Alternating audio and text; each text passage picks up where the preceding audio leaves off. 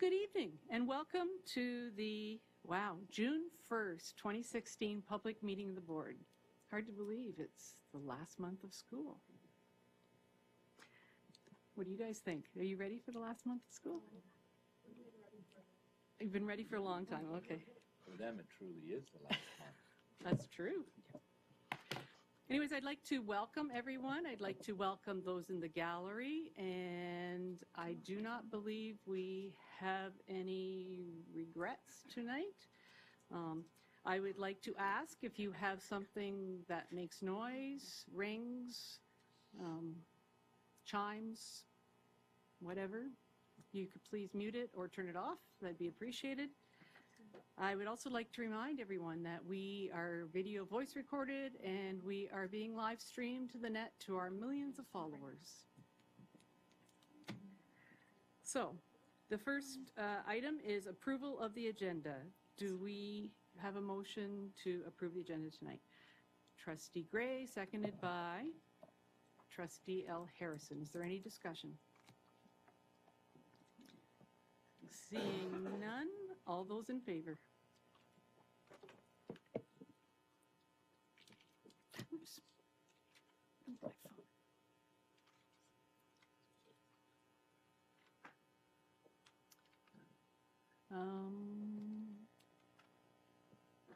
It disappeared. I believe it passed unanimously. It appeared and disappeared. All right, we have is there any declarations of possible conflict of interest tonight?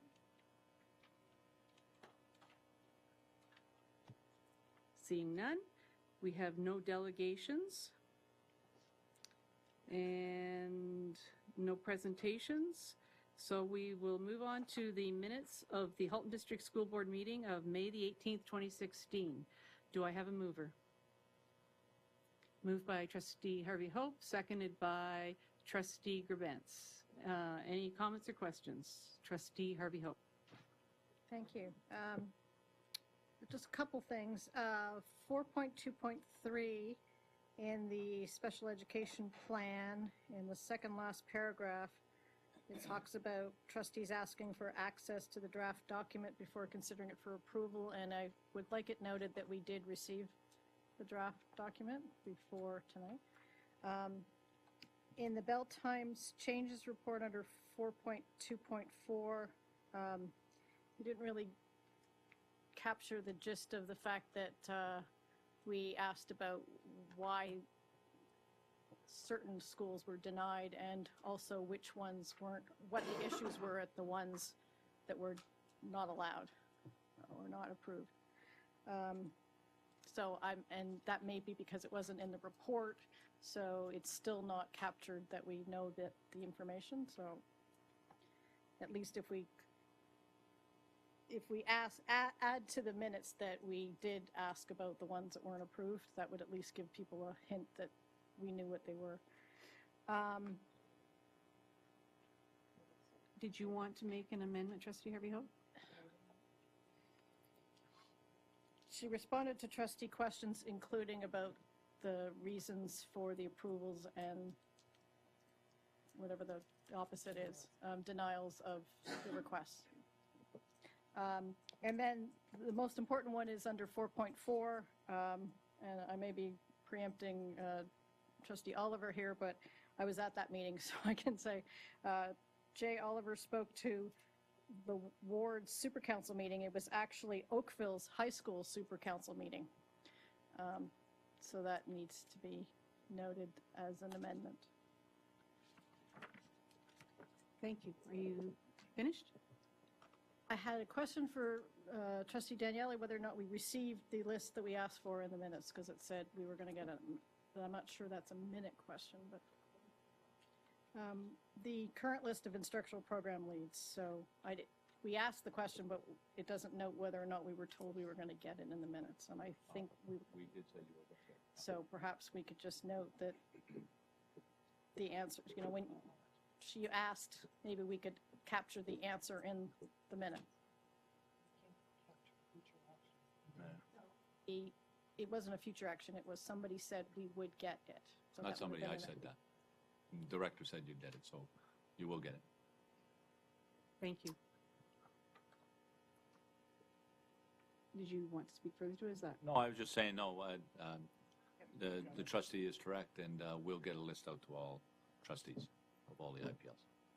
Thank you. So, is there any other comments or questions on the minutes today? So, it was moved by Trustee Harvey Hope and seconded by Trustee Gerbentz, I think. No? But anyway, I just want to make sure the mover and seconder are okay with now moving the amended minutes. Okay, you're okay with moving the amended minutes? Okay. So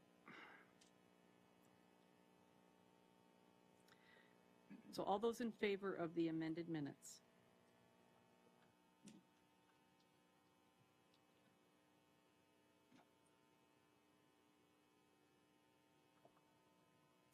And that passes unanimously. Thank you very much.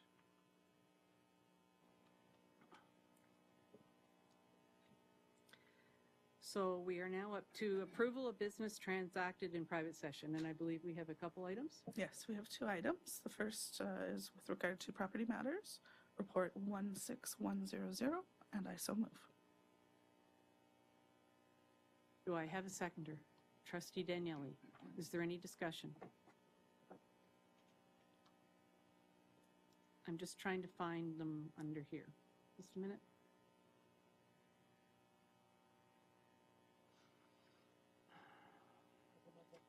No.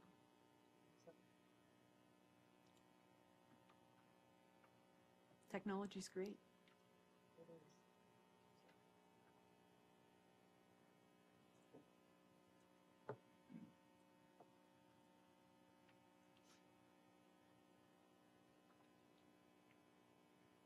This is that commercial break that we need, right? When we have highlight some of the great things happening at the board. Thank you, Gail. All right, all those in favor?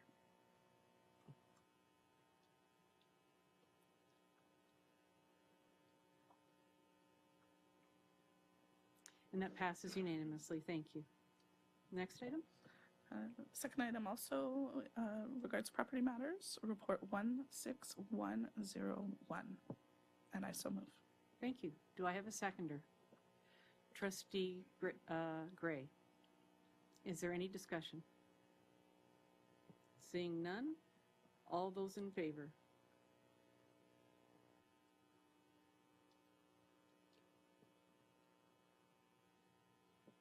And that passes unanimously. Thank you.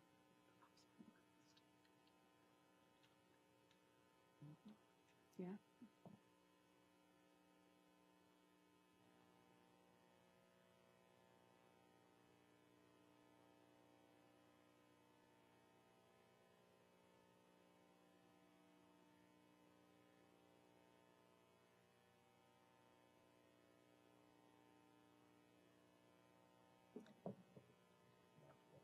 I have it in email. Okay.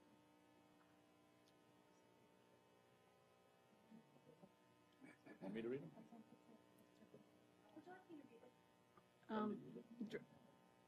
Director's going to read it. Be it resolved that the trustees of the Halton District School Board support the candidacy of Trustee Amy Collard for the position of OPSPA first and second vice president, and also the candidacy of Trustee Jean Gray for the position of Central West representative on the OPSPA Policy Development Work Team. Oh, it says, okay, or. And then the second one is, be it resolved that Trustee Rochelle Pappen be appointed acting voting delegate designate. Alternate. What? Oh, yeah, okay. Alternate voting delegate designate for the purpose of the OPSPA AGM to be held in Ottawa, June 9th to 12th, 2016. Thank you. So we'll deal with those separately? Yeah, so do the first one. Okay, I'll move the first one. And a seconder, Trustee Harvey Hope. Did you load those ones on? Did you load those on? We're going to have another commercial break.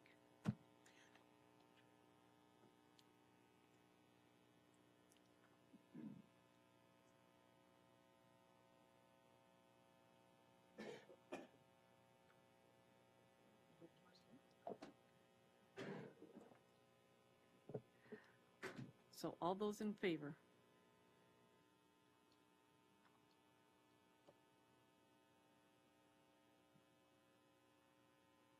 And that passes unanimously. Thank you.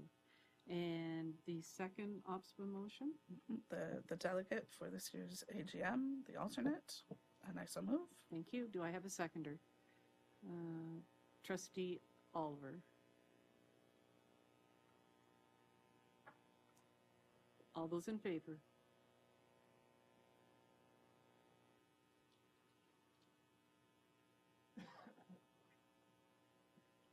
And that passes unanimously. Thank you very much.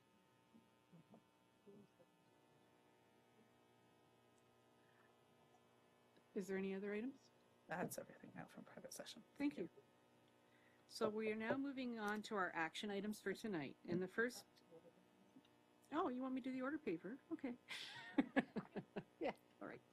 Sorry, I'm skipping the order paper. I know we have a heavy agenda. Okay, so is there any comments or questions tonight on our order paper?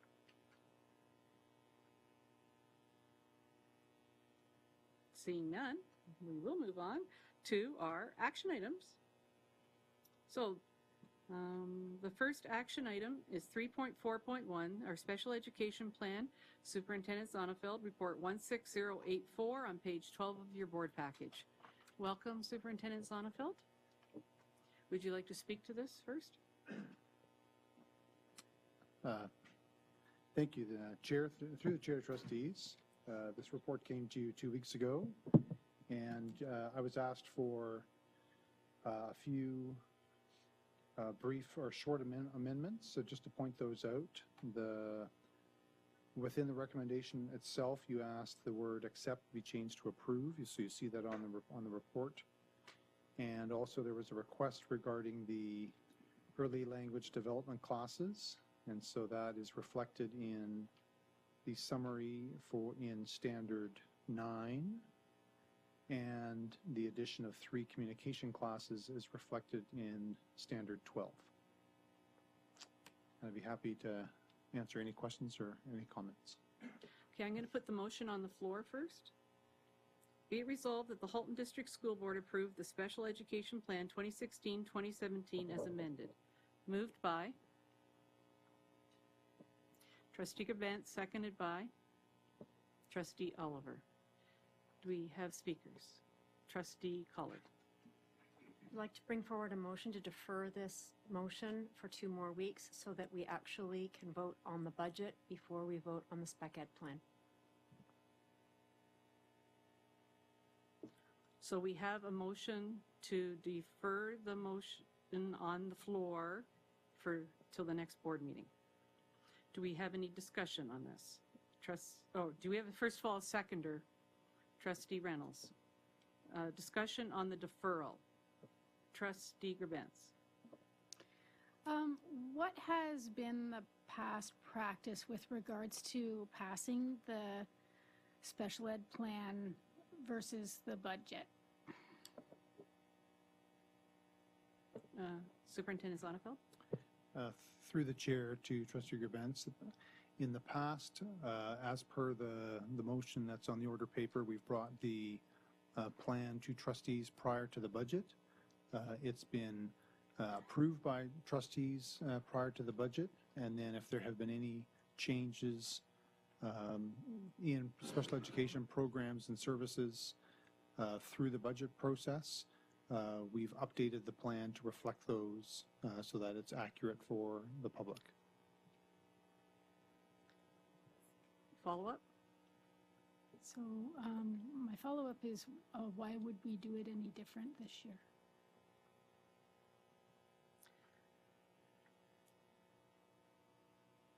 We'll go through the speakers list, and maybe an answer will come out from Trustee Daniele. Thank you, Madam Chair. Through you to Superintendent Zonnefeld, would there be any repercussions to postponing this? Is there any concern or any danger of not passing it this night, but passing it at our next meeting after the budget is passed? No, the plan is meant to reflect our programs and services so that it's there as a reference for staff and the public. and at any point in time, whenever it's passed, and wouldn't affect our delivery of those programs and services. Thank you. Trustee Harvey Hope. Thank you. Through you to the chair, to Superintendent Zonfeld. Is the current special education plan, as noted that the motion's referring to, currently in sync with the current draft budget?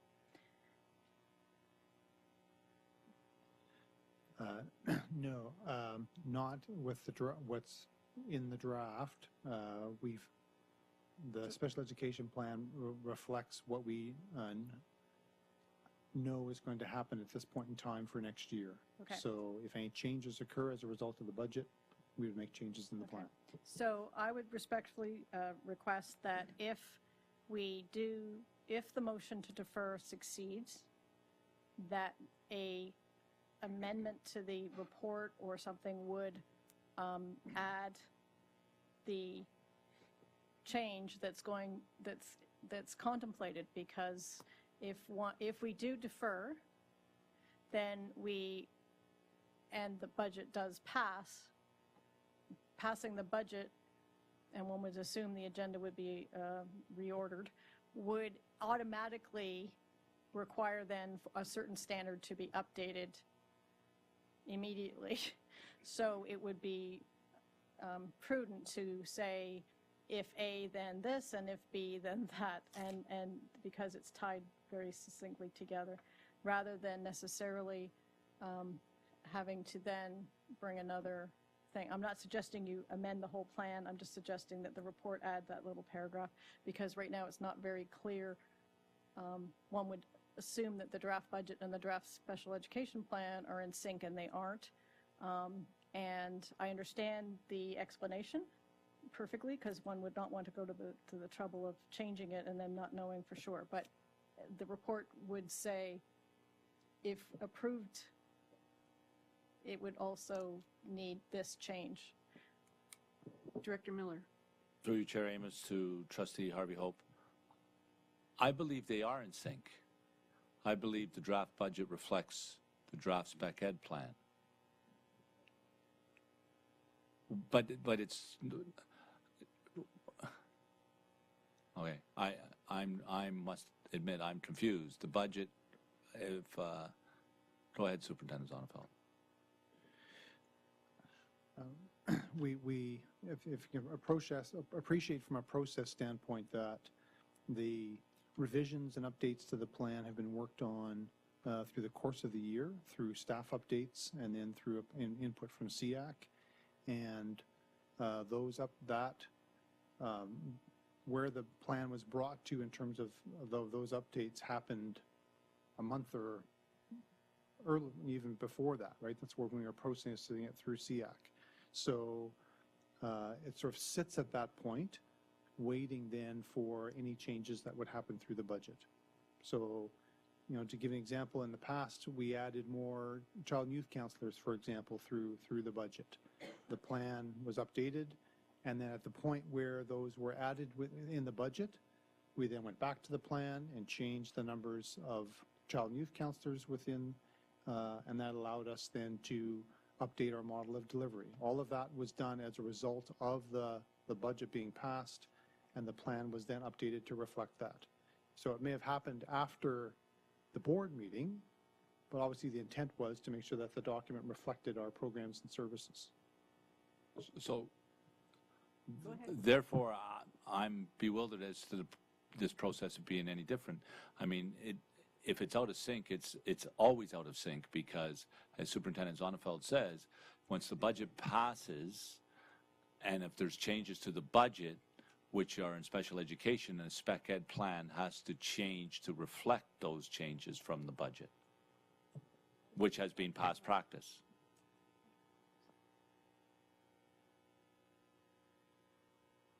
You want to follow up? Go ahead.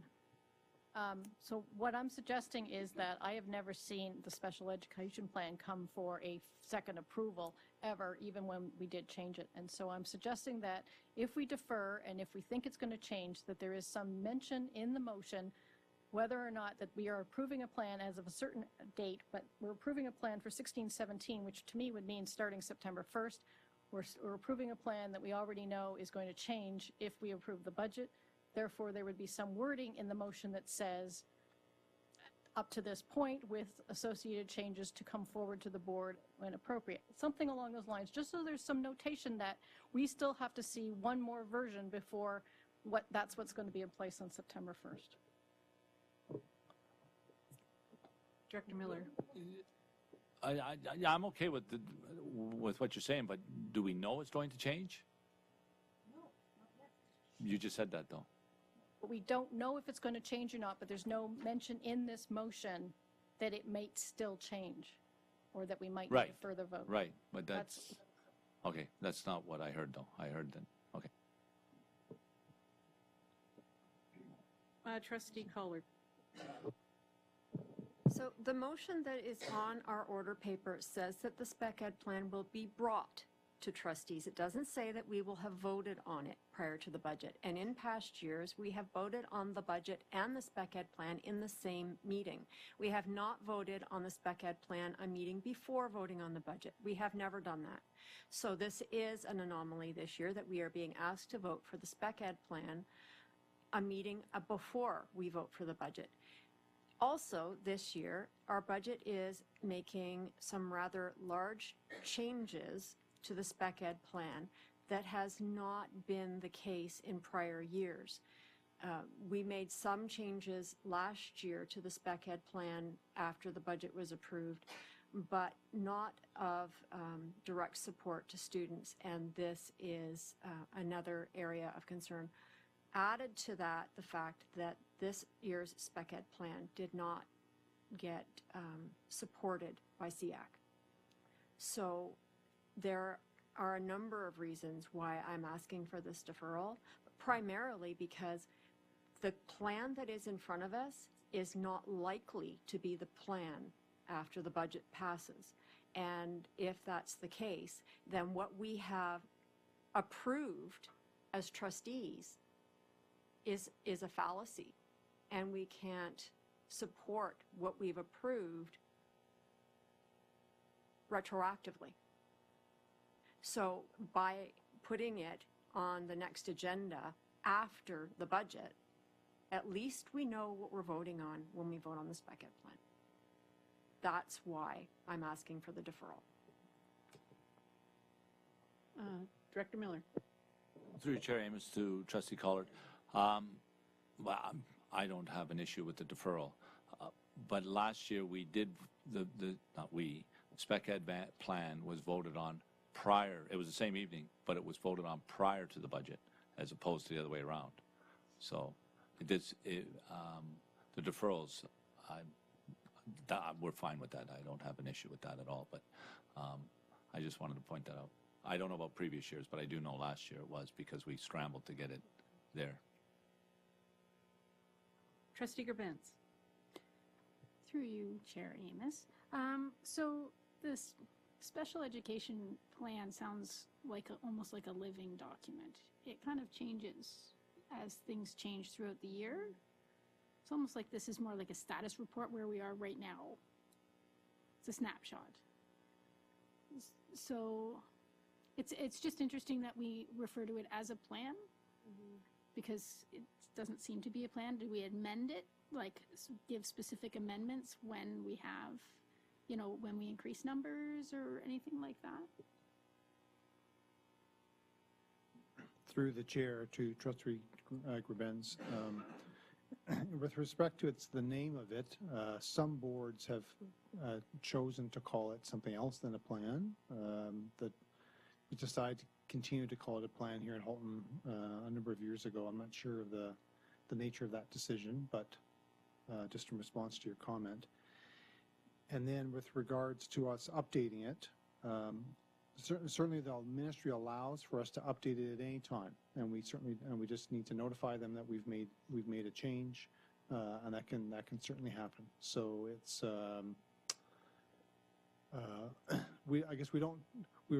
our preference is not to make too many mid-year changes in terms of service. That can be confusing for schools and for families. But the option is certainly there that we can do that. Thank you. Trustee Collard. Because this is an annual process, it really is what we are proposing that we are going to do for the next school year. And yet what's in our budget is proposing different things. That's why I firmly believe the plan needs to be voted on after the budget. Thank you. Director Miller. No, after. Oh, after we vote. Okay. I do have a question. I guess I don't understand, because a deferral of 2 weeks and if we're voting at the budget at the same time, is the plan going to change in the 2 weeks? No, it's not. Pardon me? Trustee Graves is on the list. Is this in response? Okay. Trustee Graves. Yeah, I just wanted to say I'm supportive of the deferral in part. I know that SEAC had some difficulty in coming together, just the way the meetings worked out. They have their meeting the first Tuesday of the month. Today is June 1st. So while they're able to vote on online, it would be nice if they could ratify their vote in a public session of SEAC. So that's why I'll be supporting the motion to defer. Thanks. Thank you. Trustee Harvey Hope. Thank you. I'm suggesting that the plan will not have been reworded when this motion, if it is deferred for 2 weeks.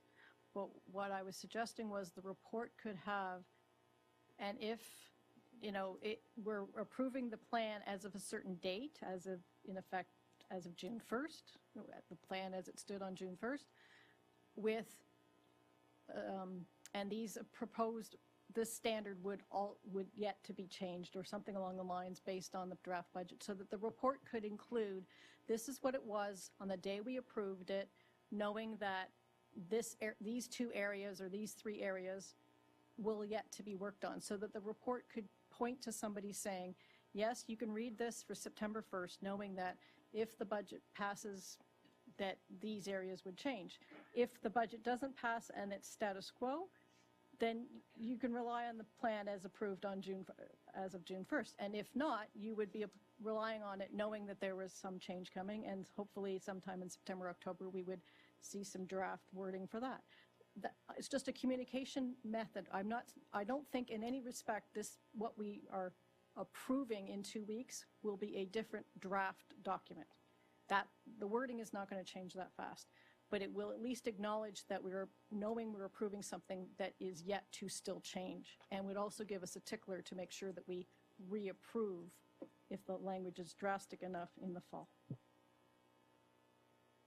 Thank you. Trustee Collard.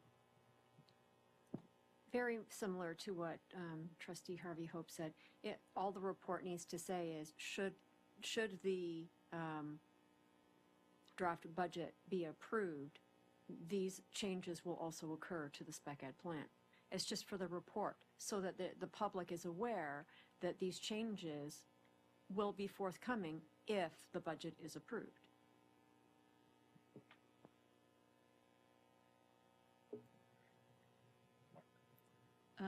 Superintendent Zonnefield.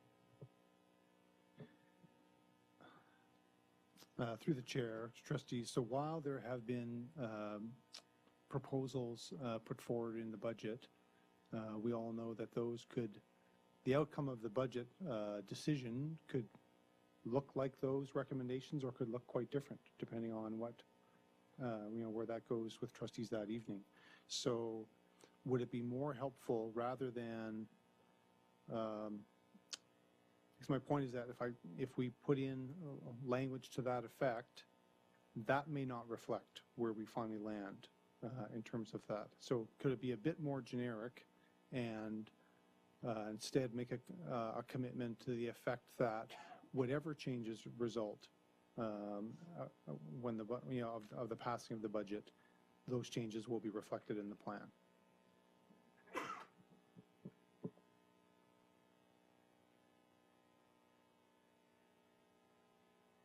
But that's wording we could easily add to the motion. Thank you. Trustee Daniele. Thank you. And I'm hoping you can help me understand. It's my understanding that SEAC had to vote by email on this particular spec ed plan because of the way the meetings ran. Am I understanding correctly? In which case I would be supporting the deferral simply because I believe that there is a SEAC meeting next week, and I would like to hear what SEAC had to say before I made the final decision. Thank you. Are there any other speakers on the deferral? Seeing none. Gail, did you put in a motion around the deferral?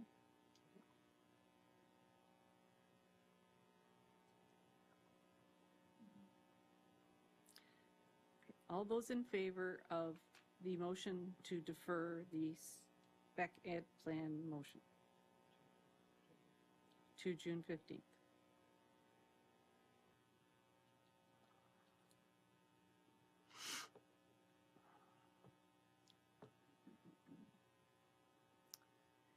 And that passes unanimously. Thank you very much. It'll come back at our next board meeting on June the 15th. Can I speak? Point of order. May I ask that it be placed on the agenda after the budget on the 15th, please? Okay, thank you. Director Miller.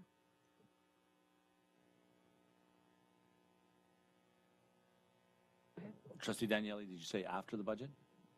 Okay, but that would be different than our process in previous years, because it usually comes prior to the budget, but that's fine. Huh? Just version, date. I don't understand what you're asking me. Well, Date? we will be voting on the spec ed plan as of May 31st is really what we're voting on that night, because it will not be changed no matter what happens that night. Okay, no, but that's not my point. I was just asking about clarification around that. I just have a couple of comments. Hopefully we will not be faced with this. As I said at a previous board meeting, we will bring an administrative procedure either September, October, with an accompanying critical path on how the timing for the spec ed plan vis-a-vis the budget, and so that we will have both SEAC and the Board of Trustees, actually SEAC, the Board of Trustees, and staff will have a critical path to follow on how we do this process, and we'll bring that admin procedure sometime in September, October, so we can kind of avoid, maybe not avoid is the right word, but preempt the confusion that's happened this year. So hopefully we'll clean that all up, and we'll ask SEAC to contribute their thoughts to that, and we will bring that September, October. So hopefully this will be the last of the kind of conversations like this. Thanks. Thank you. So we will move on to our next topic, which is the Close the Gap Initiative. Superintendent Cullen, Report 16088, with page 14 of your board package. Welcome, Superintendent Cullen. Thank you, Madam Chair. And I did hand out some hard copies of the some of the proposed projects that would potentially fall into the next phase of the Close the Gap initiative at Trustees' Places, and it was also sent out electronically a little bit before this evening's meeting. The purpose of the motion this evening is to transfer funds from a ministry-controlled account into board funds. The Close the Gap area is a suitable place to do that under the requirements, under the regulations, and we're recommending at this point in time that we add the funds to the Close the Gap initiative, and we have proposed the list, and it is actually a proposed list, which I think is on the watermark electronically. It didn't show up as well on the hard copy, but that would be typical of the types of projects that we will then ultimately prioritize and then assign to the next phase.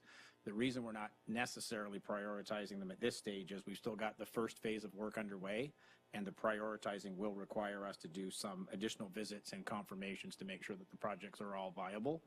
But these are the priorities that came out of the previous process that we ran when we looked at the schools to see what was most likely and most needed across the system. I should also say that the list is currently sorted into the categories, i.e. the air conditioning, the open concepts, and then the accessibility issues. They are not an integrated list at this point, which we would hope to bring back to you in a final format once we've verified all of the project details. Happy to take any questions related to, preferably, the transfer of the funds. I'm going to put the motion on the floor first. Be it resolved, the Halton District School Board applied to the Ministry of Education for approval of the transfer of funds to the Close the Gap program as follows. $9 million from proceeds of disposition, POD, and approximately $2,650,000 from New People Places, NPP, build capacity, pending finalization of expenses for the Heritage Glen Addition project. Moved by Trustee Reynolds, seconded by Trustee Oliver. Discussion. Trustee L. Harrison.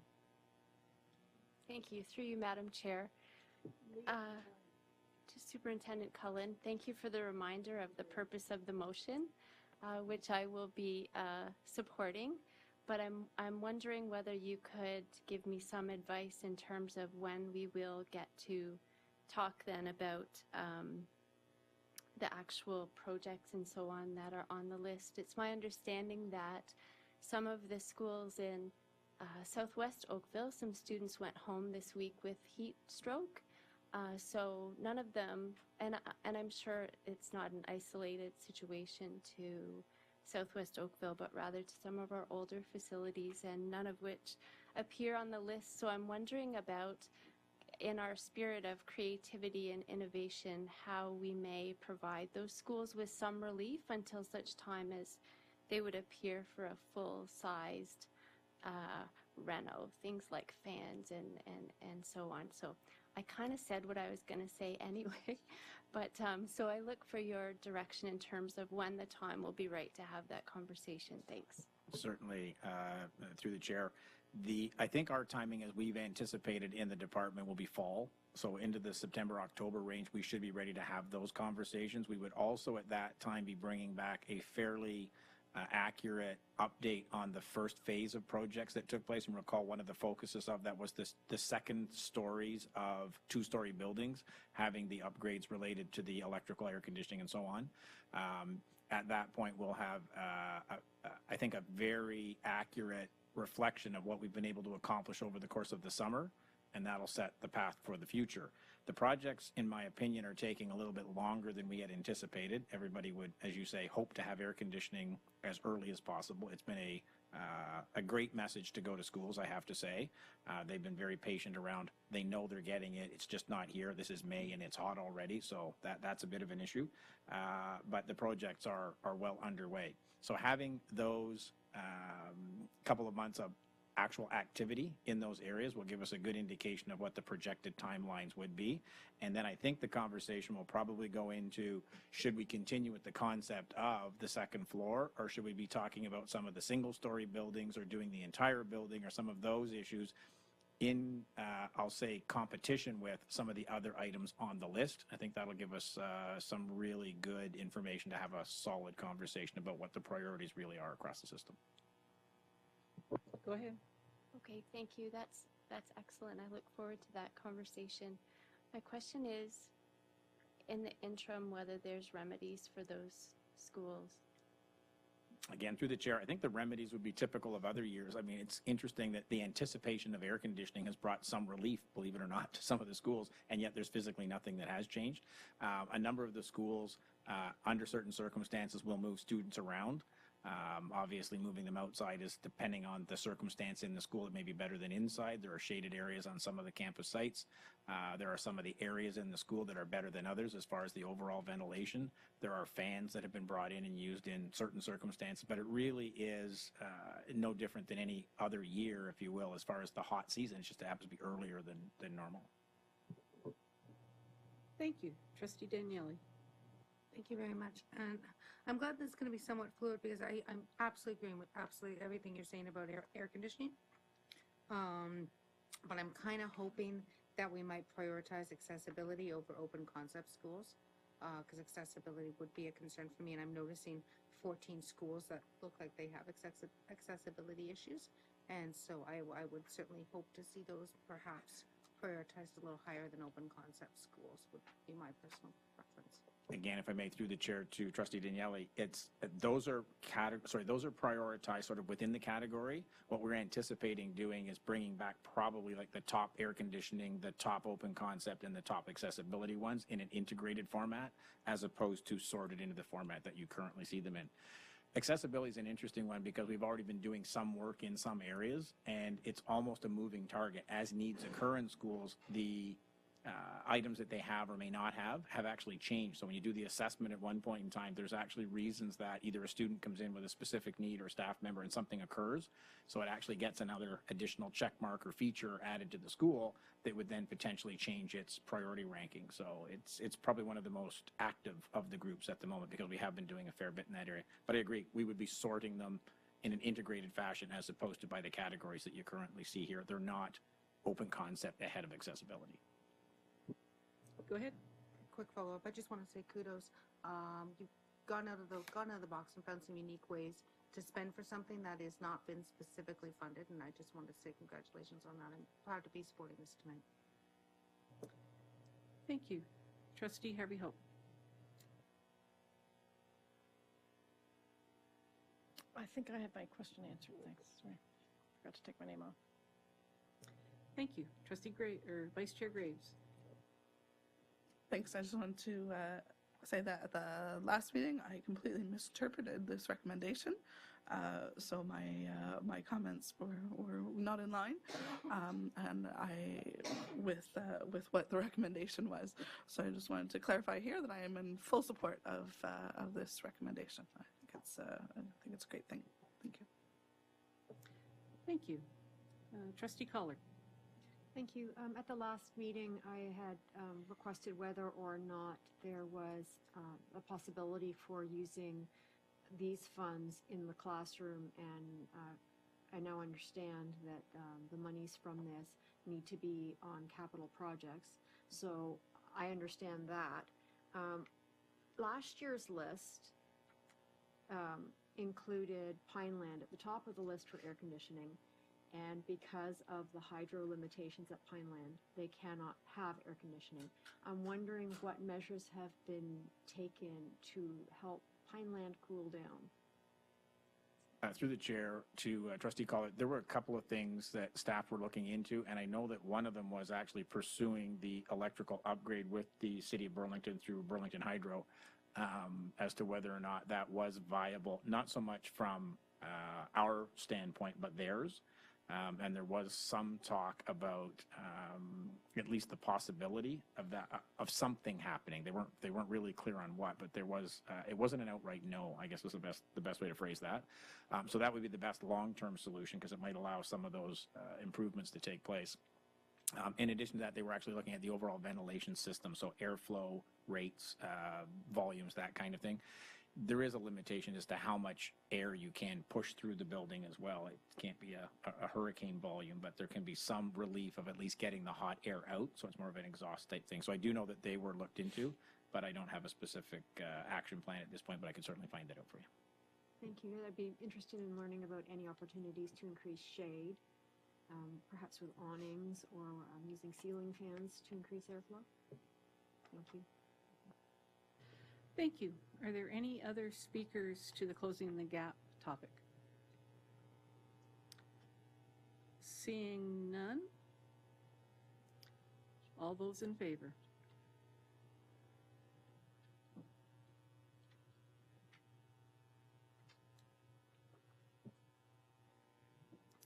That passed unanimously. Sorry, I went too fast. Thank you very much, Superintendent Cullen. This will be good news for those schools, and we'll look forward to the reordered list sometime in the future.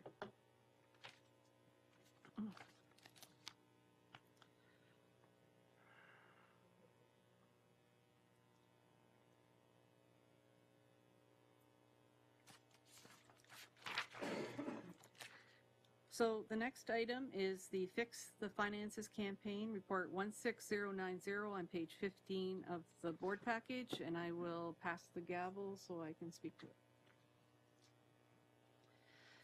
Thank you. So this was brought to you at the last board meeting, and after discussion around the board, it was felt that there should be much more of a general public awareness on how our board is funded. We also heard concerns that it was focused too much on the reduction in our special needs, high needs allocation. And so the fact that if we make it more of a general campaign with an awareness of a reduction in that area. But the reason, one of the things I was brought to mind about the general awareness piece was in each of our communities we get a flyer generally on how your taxes are collected and how they're spent. And so I do believe that many in our community do not understand how the school board is financed and how the money is spent. And even though we go through this budget process, there are pieces that we see that doesn't broken down into something very simple for the community to see. So I'm proposing that we create an ad hoc committee of trustees, and we'll probably have to ask the director for some staff support based on some of the information that we would need, and create a public awareness campaign so that we could make the public aware of how we are financed and the repercussions of any reductions in funding. And I was suggesting the last board meeting, September 2016, that may be too early, but I just was thinking we shouldn't delay too long. So that was why, but I'm quite open to amending that date. But because this is very much of a political type thing, I thought it should be a trustee-driven committee, and we can get information from others as we need it. Excuse me, I'll put the motion on the floor for discussion. Be it resolved that the Halton District School Board create an ad hoc committee to create a public awareness campaign, fix the finances, to raise awareness about how the HDSB is financed and repercussions of reductions in funding, and create an action plan to return to the board for approval by the last board meeting in September 2016. Moved by Chair Amos, seconded by Trustee Reynolds. Trustee Daniele. Thank you. I have a couple of questions. I'm going to ask them very, very quickly. One, you said an ad hoc committee of trustees. I wonder if you would consider expanding that to include SEAC or PIC, given the recent, we've gotten emails from SEAC members concerning the fact that they're concerned that students with special needs might be seen as more of a burden, depending on how we word things. So if you wouldn't mind addressing that, and perhaps the idea of including maybe a little beyond trustees. And I'm also wondering if that you would consider that this committee may not come out with a create public awareness campaign specifically for HDSB, but also that we might be able to find a way to bring all school boards on board to discuss the finances, that we're not acting in competition. Because I know when Peel did it, Peel's taken a lot of negative press from their fellow trustee boards because it was seen, when it was redistributed, it was seen that many lost and Peel won. Durham's now doing it, and I want to make sure that we don't end up in the same position where we win on one hand and lose on the other. So I just wondered if you would just consider maybe adding to the ad hoc committee, and maybe that the outcome isn't necessarily a HDSB awareness, but maybe a more provincial plan. My concern is I believe this is very much a political thing, and I believe we should consult with SEAC and with PIC, and we should draw on their resources. But I'm not sure if if we broadened it, if SEAC and PIC would be the only ones that we would broaden it to. So, and about the provincial piece, I almost believe that might be more of an OPSPA-driven type initiative. But my concern is, I'm not sure all boards would support that, because with the tax base, not all boards, some boards get funded more than their actual tax base. So I have no problem. I believe that we should provincially, as a group, we shouldn't be pitting each other against each other, but I don't know how we as a board could embrace all our other boards to come on board, and I'm open to suggestions. Trustee Harvey Hope. Thank you. I fully support the idea of gathering more information and being able to present it in a coherent manner. I think the last board meeting in September is too soon because we need a break of a little bit in the summer. And September is traditionally a very busy time, so, but early fall for sure, but I was thinking even into October.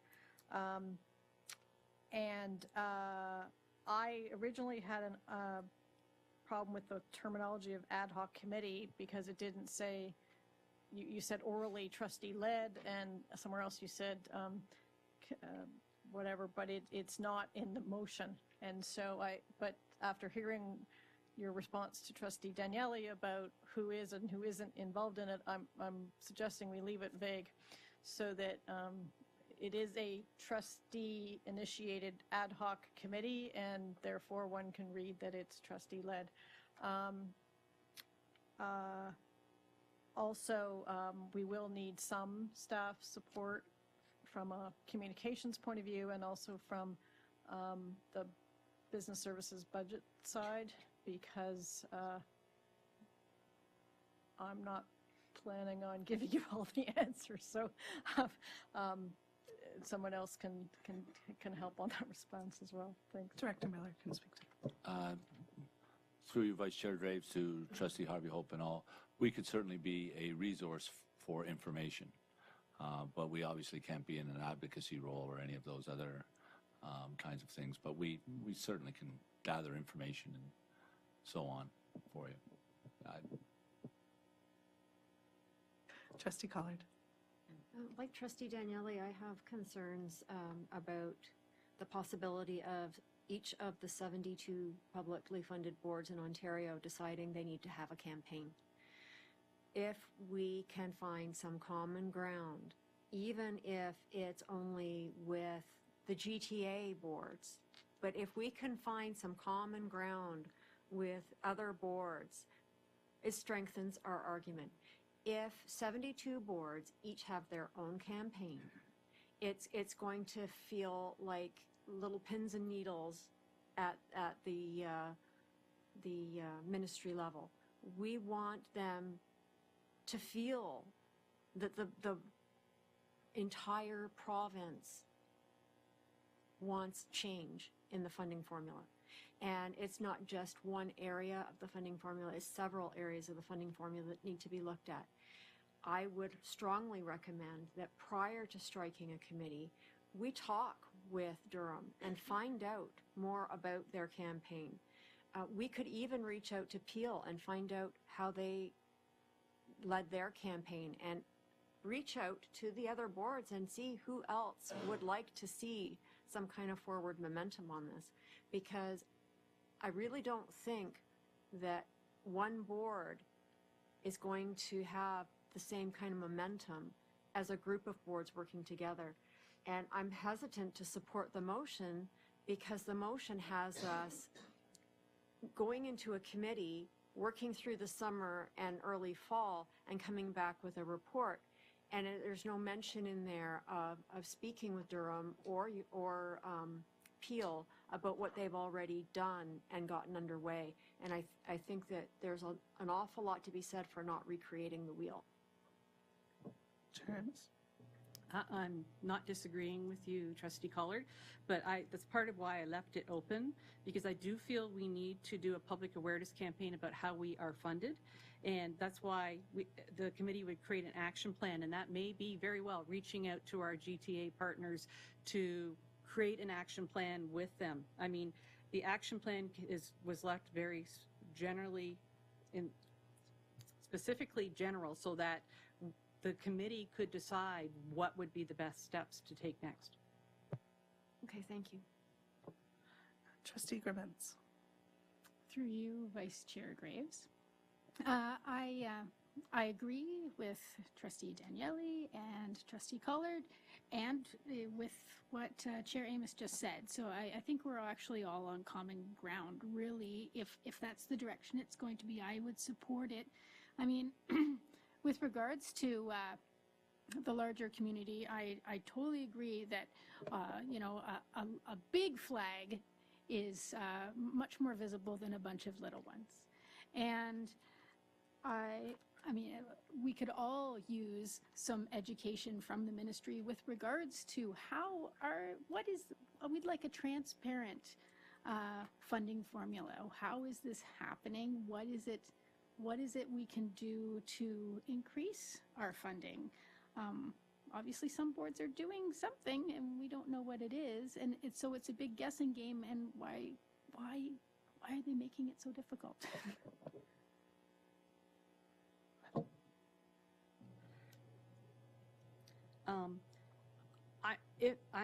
The motion on the floor says September 2016. I would like to amend that to, as a friendly amendment, to the end of October 2016 to give us more time.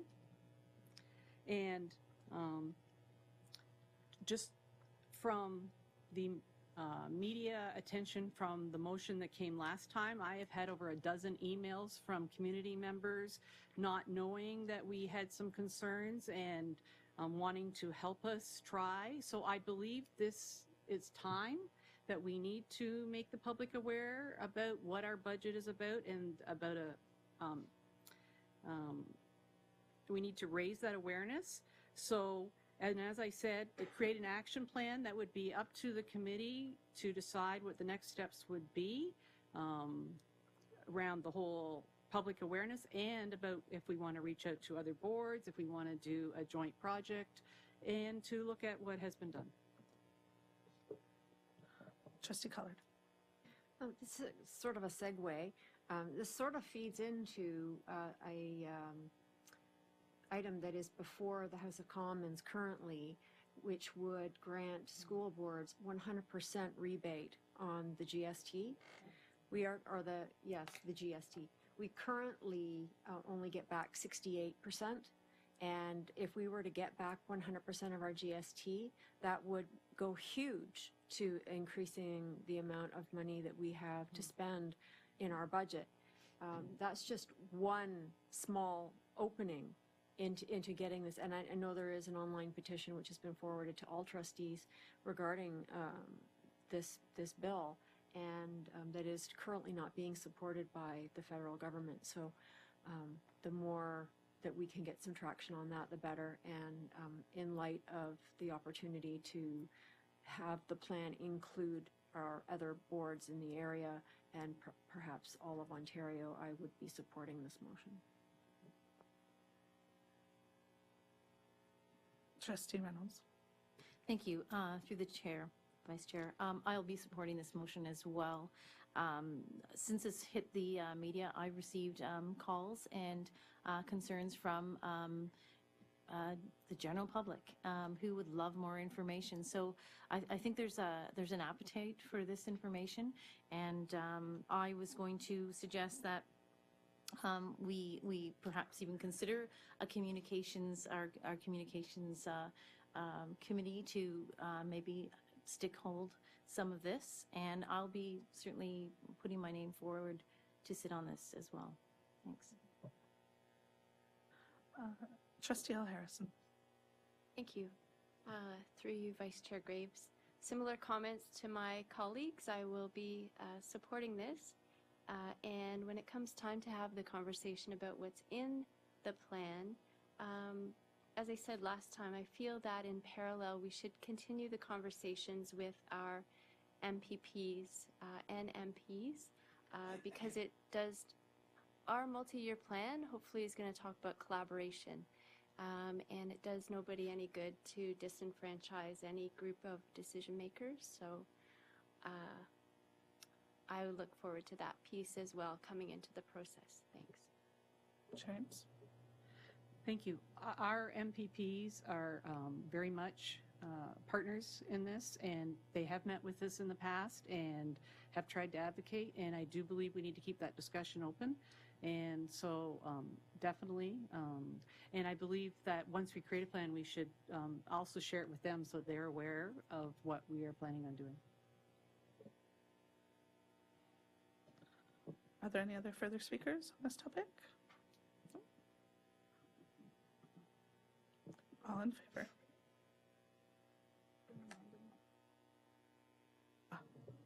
With So an the- friendly amendment to October the 2016. So it'd be the motion as amended that we're voting on here. I don't see. All in favor?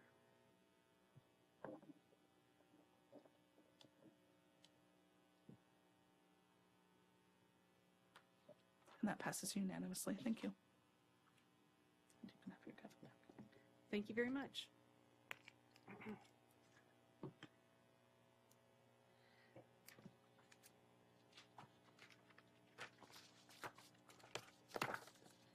So our next item is our student trustee reports. I think this is your second last report. Trustee Schneider, it's a high. Good evening, everyone. So, this past weekend, we attended the Ontario Student Trustees Association's annual general meeting, where we brought along our two incoming student trustees, Dasha and Zaid. At the conference, there was a lot of professional development about us mentoring the incoming student trustees and from all across the province, as well as we had the Minister of Education come in, the 28th Lieutenant, General David Onley come in, and he also talked about accessibility, which was really important. There were workshops and outgoing student trustees made PowerPoints for incoming student trustees, tips and tricks and everything, Robert's rules, things like that. There's a past presidents panel to give a little history to our organization, and we also had our 15th anniversary gala, so that was very inspiring as well. There was also elections for our organization's executive, and Dasha, our incoming student trustee, was actually elected president of the Public Board Council. Yes. So,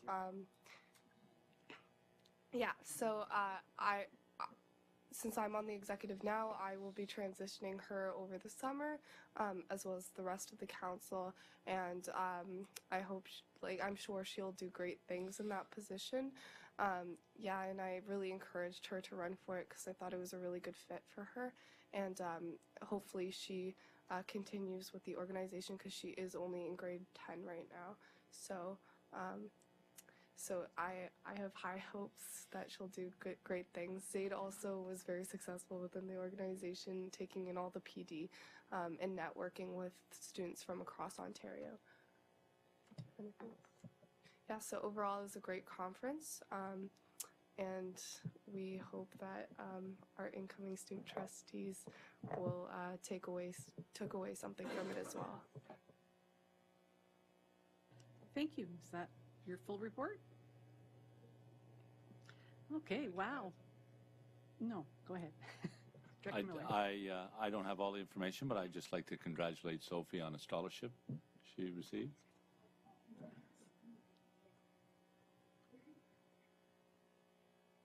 Thank you, Director Miller. You're welcome, Trustee Schneider. Congratulations. Is there any comments or questions for our student trustees tonight? Well, it sounds like it was a great conference, and obviously your mentorship has inspired so that we now have a new president of the at the table. It's going to be coming to the table. Wow, that's awesome. Okay, all right. Now we're up to notices of motion. Do we have any notices of motion tonight? Vice Chair Graves. Thank you. I just want to inform you of a possible notice of motion regarding reporting around the learning centers, depending on what's going to happen with the budget over the next couple of weeks. So my plan right now is to discuss with SEAC trustees and bring it forward discussion at SEAC next week and go from there and have something to bring back possibly for the next board meeting. Thank you. Trustee Gabentz. Through you, Chair Amos. I would like to work on a motion with regards to encouraging the ministry to include coding and robotics as part of the Ontario curriculum. So you will be forwarding us a motion that will endorse the Yes. letter that was already written and ask me to do that or something? Yes. Thank you. So if you could forward your motion to Gail, and you will get it to Gail before the next agenda review. Thank you. Is there any other notices of motion tonight? Seeing none, we're up to action items for June the 15th, 2016. The first one is item 4.2.2, the 2016-17 capital and operating budget.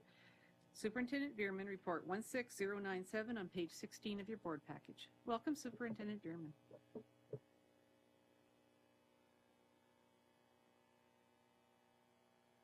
Thank you. Through the chair, I have a small presentation. It was distributed to the trustees earlier this evening. It is a pleasure to present the draft budget for the 2016-17 fiscal school year. The Halton District School Board has always been financially responsible with a clear focus on providing the system with resources and supports necessary to ensure that we inspire and support learning, create safe, healthy, and engaging environments, and we provide opportunities for challenge and choice. And the 2016-17 budget continues with this approach. In terms of the key objectives of the budget process, it is to align our financial resources with the strategic plan, the multi-year operational plan, the special education plan, to identify school-based staffing requirements, to allow input and provide input from stakeholder groups, and to ensure ministry compliance. In terms of our projections for enrollment for 2016-17, we continue to see an increase in Halton. Mind you, the increase is not as significant as it has been in prior years, but we are still one of the few boards in the province that continues to see an enrollment increase. For 2016-17, we're projecting a small elementary increase of 377 students compared to our revised estimates. And at the secondary level, roughly 570 students for a total of 947 students, or an increase of 1.53%. Take a look at the chart from 2007-2008 actuals, and you'll see, again, a significant increase in enrollment over those years. Although it has been beneficial to have the enrollment increase, certainly it has put accommodation pressures across the district in certain areas of the district. However, we're still very fortunate to continue to see enrollment increase across the district. In terms of the draft revenue budget that's included in the agenda this evening, we have topped the $700 million mark. So we're projecting our net revenues to be roughly $705 million, of which the majority comes from the province through the grants for student needs, or just over 90%. And that is consistent with prior years. In terms of our draft operating expenditures, again, balanced budget, $705 million. The majority under instruction, as we would expect it to be, 78.1%. And the details including the budget book in terms of the specific components of that. The second largest component is under pupil accommodation, which relates to the maintenance and cleaning and minor repairs of our schools. There have been budget challenges during the past year, and those were certainly discussed as part of our budget workshop discussions. Certainly the ongoing increase in operational pressures such as utility costs, fuel, facility maintenance continues to be a pressure for the board. Increased demand on resources to continue to support student achievement. As has been discussed on several occasions, the Ministry of Education redistribution of the special education grant and the impact to our board has been significant, again, as has been shared at prior meetings. And we continue to be well below the provincial average per pupil funding for 2016-17 per ministry documentation.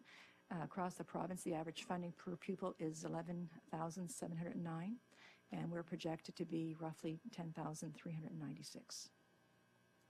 So in terms of the budget impact of these challenges, we've had to review both salary and non-salary expenditures in order to achieve our balanced budget. And despite these challenges, Administrative Council is confident that we will continue to provide excellent educational programs to all 63,000 students in the board. I've identified on the next two slides our ministry and board reporting and accountability requirements. I'm not going to go through all of the requirements. They are consistent with prior year's requirements.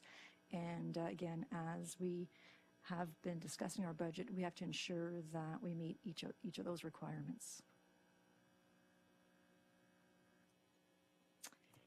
The report that is included in the package does provide the recommendation and also provides a copy of the draft budget book. And at this time, I'd be pleased to answer any questions. Thank you very much for your report. Are there any comments or questions for Superintendent Bierman on the budget? Trustee L. Harrison. Thank you. Through you, Madam Chair, to our speaker. Okay, I have a number of questions, and I'll try to group them.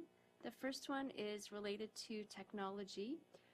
So on page 15, there is an $805,000 increase for computers.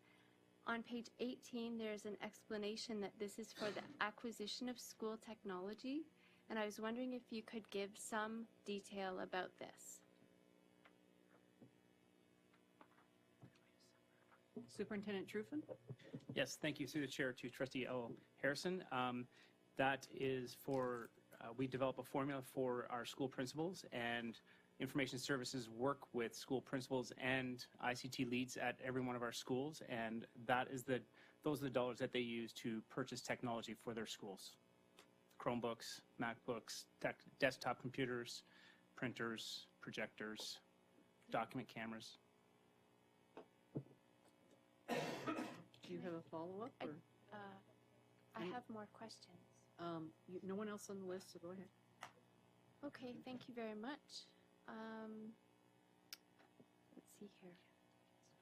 On page 24, expense by funding source, can you please give an indication of what makes up the negative $1 million for quote-unquote other? Thank you through the chair. Trustee L. Harrison, that's an excellent question. The expenditure includes the two contingencies that are part of the budget.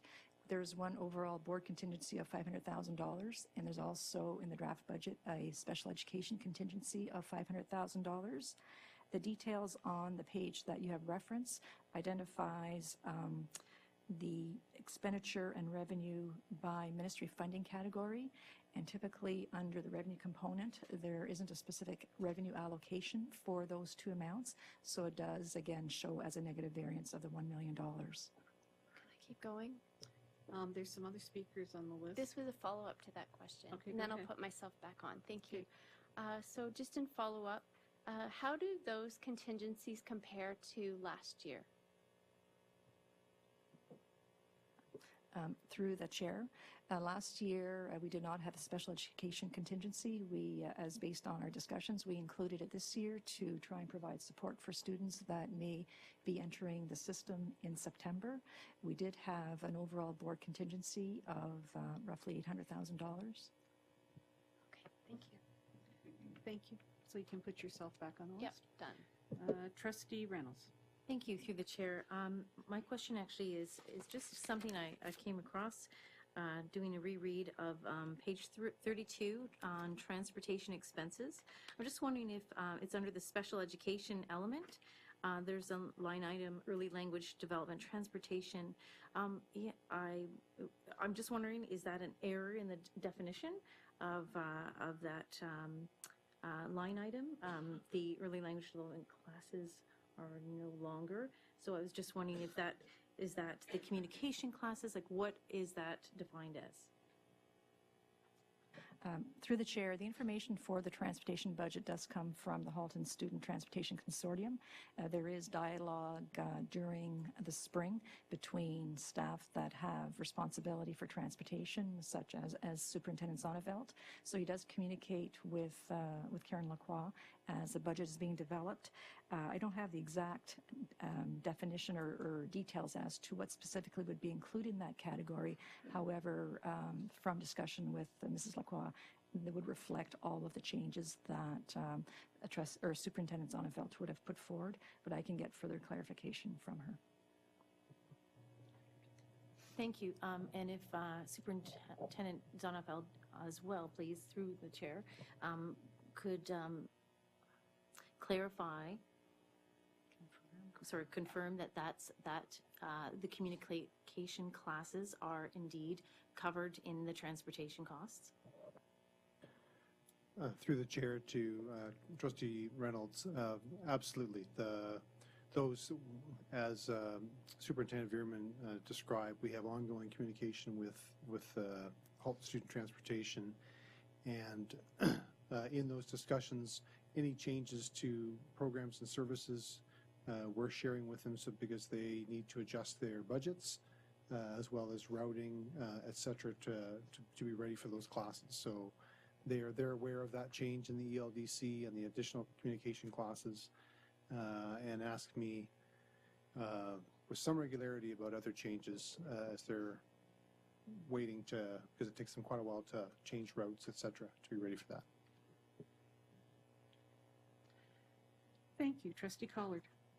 Yes, just to tag on to what Trustee Reynolds was just asking, could we please have in the next budget book that line reflect the communication classes and not the ELDC, so that what we're looking at when we actually vote on the budget is the right class, because the ELDCs have been canceled.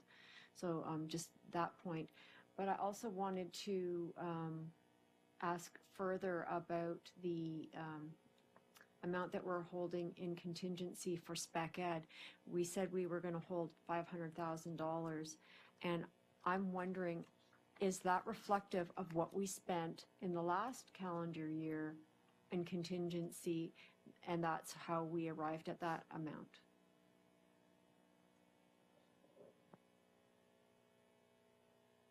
Through the chair, throughout the fall, during specific periods of time, there were recommendations brought forward by Superintendent Zonneveld to Admin Council with respect to educational assistance. Those were subsequently brought forward to the board for information. We did add in the January timeframe approximately 35 additional EAs, and those were taken from the contingency. They have been incorporated into the 2016-17 budget on a full-time basis. So the amount that is accessed through contingency does vary depending on the needs of the students that are entering the system. Thank you. Trustee Pappen. Thank you. On page 27, I was just curious about the software fees. It's increased by about $200,000, and I'm just wondering if we've changed our provider or what the reason for the increase is.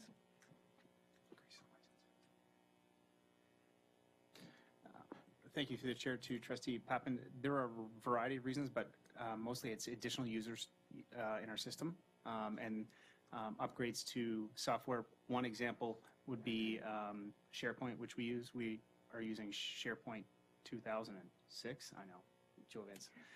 So we're upgraded 2016. So yes. Thank you. Trustee Al Harrison. Thanks for your indulgence, Madam Chair. My second round of questions. First one is related to administrative expenses on page 31. Why has the telephone /cell/fax budget line jumped by $121,000? Thank you. Through the chair, it's a combination of two factors. In the 15-16 budget year, we did reduce the budget by $130,000 to reflect our tender for a new cell phone plan, and also looking at potential savings in terms of eligibility. So when the budget was actually struck, the amount was put in this category as a placeholder, recognizing that when the agreement was negotiated, that there would be savings throughout other components of the budget. So as an example, as a result of the tender, in the decentralized budget and the school budgets, those budgets have also benefited from the new tender prices. So instead of reducing the amounts that were budgeted to the schools to reflect the lower tender prices, we absorbed the savings or the additional savings to the schools in the board admin line so that they can continue to benefit from those savings in the school budgets. So we anticipate that the savings will continue on in the following year. They did not all materialize this year, but we certainly did benefit from a new tender with our phone carrier. Should I ask? A follow-up or? It's not a follow-up. No. Okay, we have It's a another separate question. We have another speaker, and then maybe you can go back on the list again. Thank you. Trustee Harvey Hope. Thank you. I just wanted to ask this question so we get into the public realm. May 11th was the email. So through you, Madam Chair, to the superintendent, I was curious as to what the other revenue sources are of $1.7 million in the admin and governance envelope calculation. It's through the chair. As part of our ministry compliance, there is a schedule in the estimate forms that require us to allocate our revenues and our expenditures by ministry expenditure category. And the amount of that is budgeted under revenues for international students.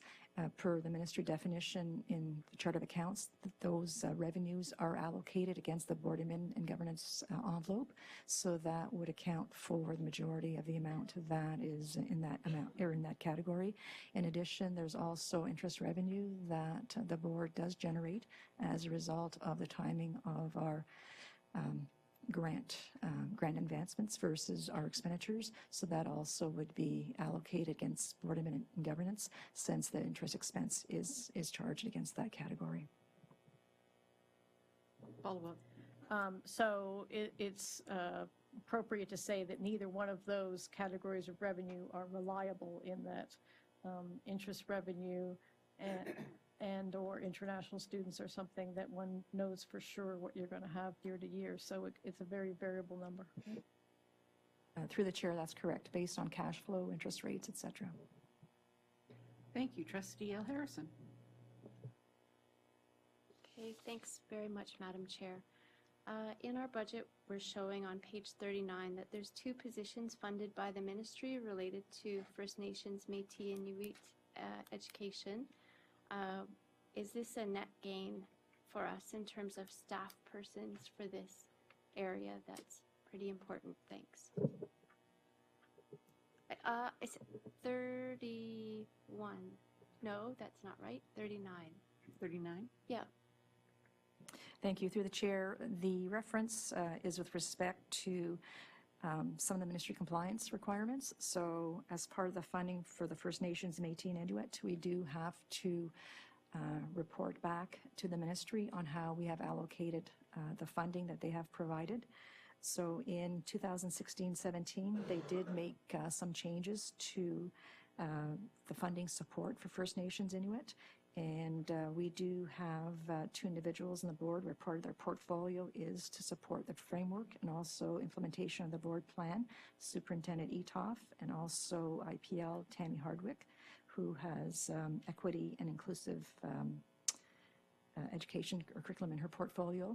So their positions do support the work that is dedicated to the First Nations Inuit. Even though the ministry did indicate as part of the GSN announcement that they were funding at a supervisory officer position, a funding for an additional position, it is for those boards that did not meet the minimum funding threshold. Because we had met the minimum funding threshold under this grant category, it did not generate any additional funding for us. So that will not result in an increase in another FTE. Director Miller? Just to follow up on Superintendent Bierman's last comments, it was reported in the GSN that it was a supervisory officer, and there was a common perception around the province that every board will have enough funds to provide for a superintendent for an FNMI, and very few boards actually had that amount of money. And there are very few boards that use that to appoint the superintendent. So it's there was I think a disconnect in the information that came out publicly and the information that came to us in the technical paper. So. Thank you. You'll have to put yourself back on the list. Trustee Harvey Hope. Tag team here. Thank you. Superintendent Bierman, I'm wondering if you could reiterate something that you've mentioned before in one of our other workshops about the limitation on the amount of money that we can, how deep a deficit we can run using our accumulated surplus, and explaining a little bit more about that formula, because there's been some pressure on us making it a bigger number. Thank you. Through the chair, ministry is very directive or prescriptive in terms of how much we can access from the accumulated surplus. And there is a definition, and it is based on two components. One is the lesser of 1% of our operating revenue, or the amount that is in one of the cell references in our prior year's financial statements. So that for our board translates to roughly $6.5 million. And we did bring in, as part of this draft budget, approximately $3.5 million from that accumulated surplus. However, based on the ministry compliance definition under Public Sector Accounting Board, there are other items that need to be reflected in that amount, and those details are actually found on page 41. That's correct. So on page 41, under available for compliance unappropriated, $3.5 million, that reflects the amount that we are bringing in to balance the budget. However, there are also other items that are from the internally appropriated and the unavailable for compliance that must also be brought into the definition, again, per the ministry, a balanced budget definition. So in terms of how much room, additional room we would have, it'd be in the neighborhood of a couple $100,000 that would still be available. However, it is very, very tight in terms of that definition. Go ahead. So at the bottom of that page, it talks about a $7.2 million transfer to accumulated surplus, but that is a function of that very prescriptive in and out of the accumulated surplus. So the number that we're talking about bringing in is more to the point of the 3.5, and the difference is the other difference is the way the ministry has us calculated. Through the chair, actually the 3.5 and the 2.4 under the internally appropriated, that make up the majority of that amount.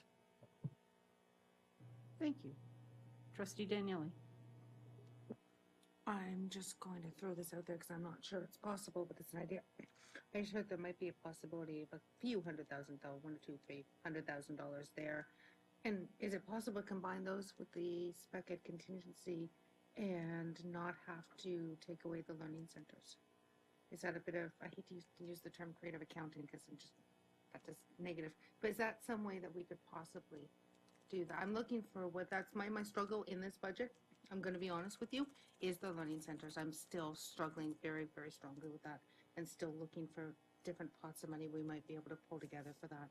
So did I understand correctly? You just said we might be able to pull a few $100,000 out of that, or have I misunderstood? Through the chair, yes, it was a few $100,000 that would be available.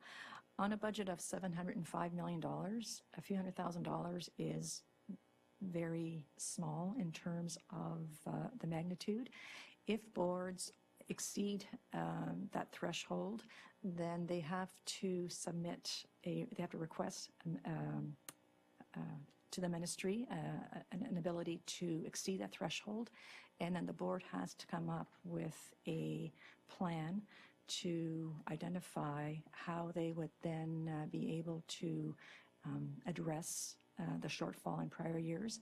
So it's quite an extensive process, and the plan that the ministry requires is quite extensive.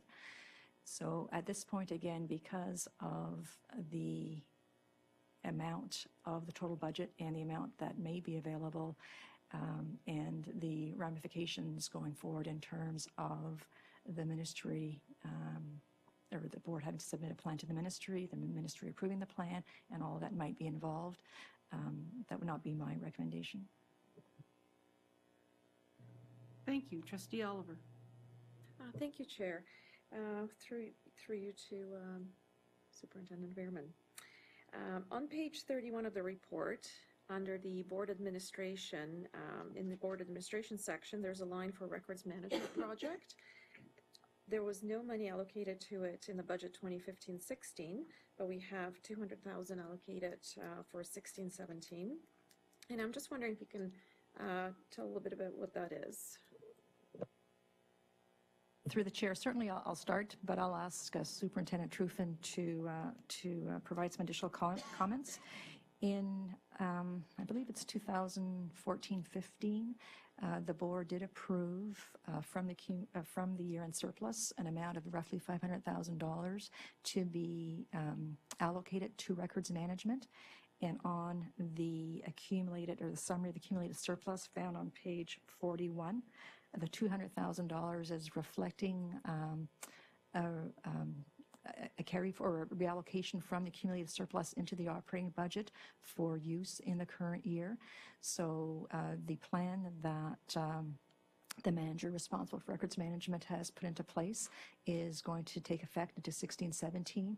So because we had set aside that amount in prior years, this is taking the money from the accumulated surplus into the operating budget so that he can continue on with the plan. But again, I'll ask Superintendent Truffin if he has any additional comments. No, I think you covered it very well. It's really just, it's an operating budget, Trustee Oliver. You know, there really isn't a budget line for him for records management, and the work that he's doing, getting literally thousands, if not millions, of records from various departments in our board. We are have to use off-site facilities for our management of records that we do need to keep. So it's really his operating budget. Thank you. And are there any other speakers? Trustee L. Harrison, did you finish your list of questions? You're good? I know you're good. Trustee Harvey Hope. This is not a question, this is a comment. I want to thank the Business Services Department for all of their hard work. I know they've had an extraordinary workload this year. And also for all of their fulsome answers that we've had to our questions.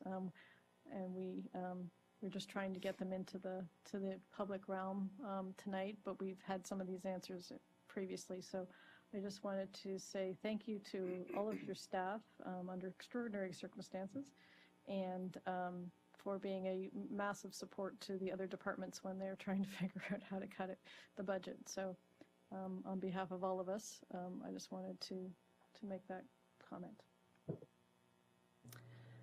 Thank you.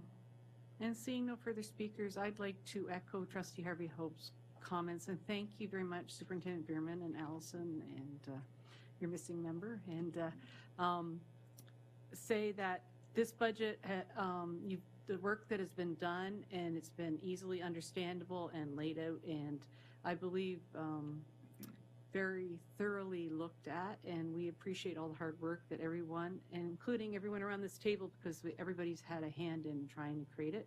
And I know there may be some more questions for when it comes back in 2 weeks, but I think many of them have been answered. So thank you very much, everyone who's been a part of it. So this will be back on June the 15th to be voted on.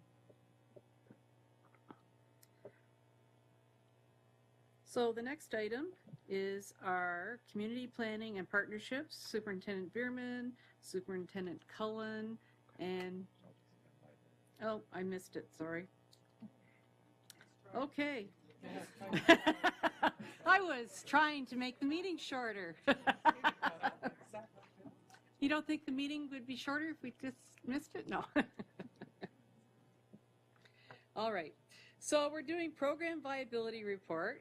Associate Director Bogue, Report 16096 on page 64 of your board package. Welcome, Associate Director Bogue. We look forward to your report.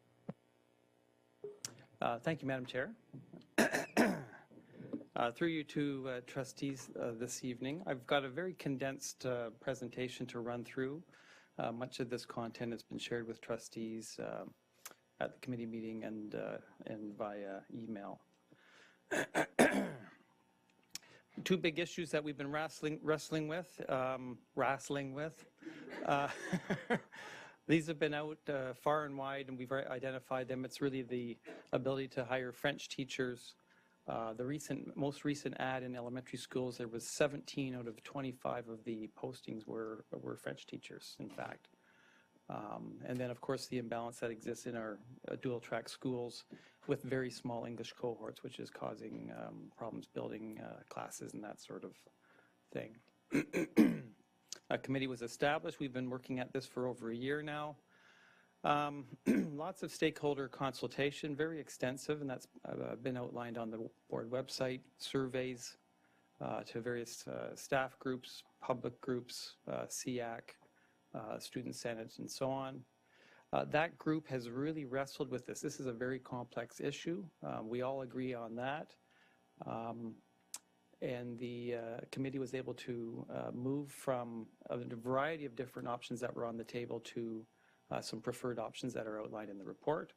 And then ultimately those preferred options came to admin council who advised the director, and one option has come forward for trustee consideration. Just a quick highlight of the different stakeholder consultations. We've seen this slide before. Really nice to see that we had lots and lots of different voices participate. Some general themes. These have been distilled down, and as you can imagine, each particular group had its own slight variation, but in general there was a preference for status quo. This is a bit of a conundrum for us because we know that status quo is problematic for us right now. It's sort of, I think, what people are used to. You kind of have a familiarity, a comfort zone with that.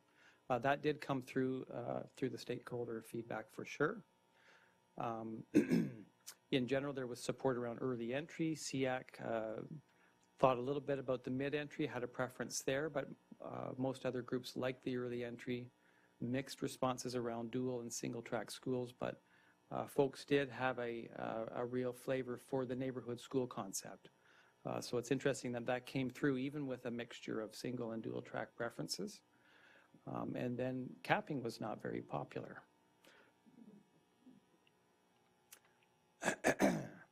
So just to give the board a sense of where the committee traveled, we started with looking at really 14 different options. Those were pared down to 4 to put out to the community, with the proviso that really we just couldn't put 14 out. We needed something that was manageable. The 4 options went out to the community with requests for feedback on those 4 options, also indicating that new options and hybrid options would be considered as part of the work as well. So we started at 14, we pared it down to 4. During the work of the committee, 2 additional options did surface, and they were around intensity, which was a bit of a theme that traveled through the committee's work. And when we looked at boards around the province, we see that the majority of boards in the province have a much higher intensity program than we currently have. So that intensity came back on the table as a discussion point with the committee. And then the committee finally narrowing to 3 options, which are outlined for you in the board package. And that's these options here. Single entry or single track grade 1 entry, the dual track mid entry or a hybrid there. And then option 6, which was the single and dual track schools, our current configuration, a grade 2 entry with high intensity. And that is the option that's been put forward.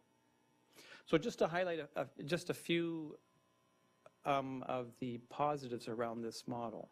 And again, it's a complex issue. We recognize that.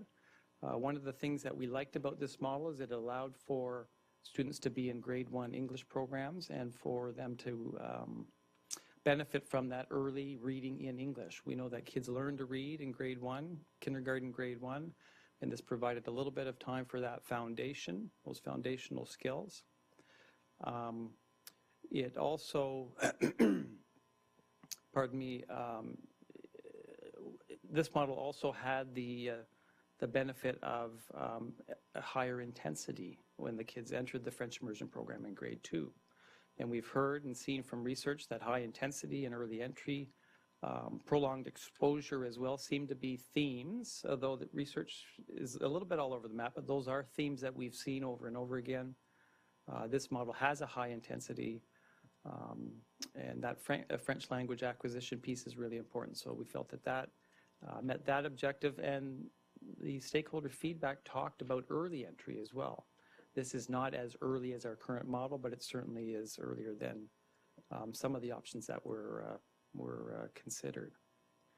The nice one nice feature about this particular model was around implementation, and we spent a fair bit of time looking at potential boundary reviews, and those are outlined for you in the appendix in the report. This model has very minimal disruption, or should have very minimal disruption to the system, where one of the options that was considered and one of the options in the board package has, I think, somewhere in the neighborhood of 20 potential boundary reviews. So just getting through the implementation period and getting to a point where we can implement the model was a practical piece for sure that was needed to be considered. One more year for preparation prior to implementation was another little piece with this one. Because it's a grade 2 model, and if the board believes that the kids in our current model should be grandfathered, then that would give us a 2018 start date. So those are just some of the highlighted features of this model. There's a little bit more detail, of course, in the report. I just wanted to touch on these just to frame this a little bit, and then just provide some final thoughts around moving forward here. Complex issue. It's very complex, there's no doubt. You know, we've got lots of different perspectives at the table. Is there an ideal solution? It depends on who you talk to, I think. If it's from a French perspective, there might be an ideal French solution to this. For around French language acquisition, we hear about early entry, high intensity, but that may not be the right answer for our English program. In fact, if we do high intensity with an earlier entry in kindergarten, in fact, that's going to exacerbate our issues. So we're really looking for the best fit solution, not an ideal solution, but the best fit that's going to serve both our English and French program students. And so I think I just wanted to plant that seed with trustees, because we're going to hear mixed opinions for sure, and this is what's going to work best in our Halton context.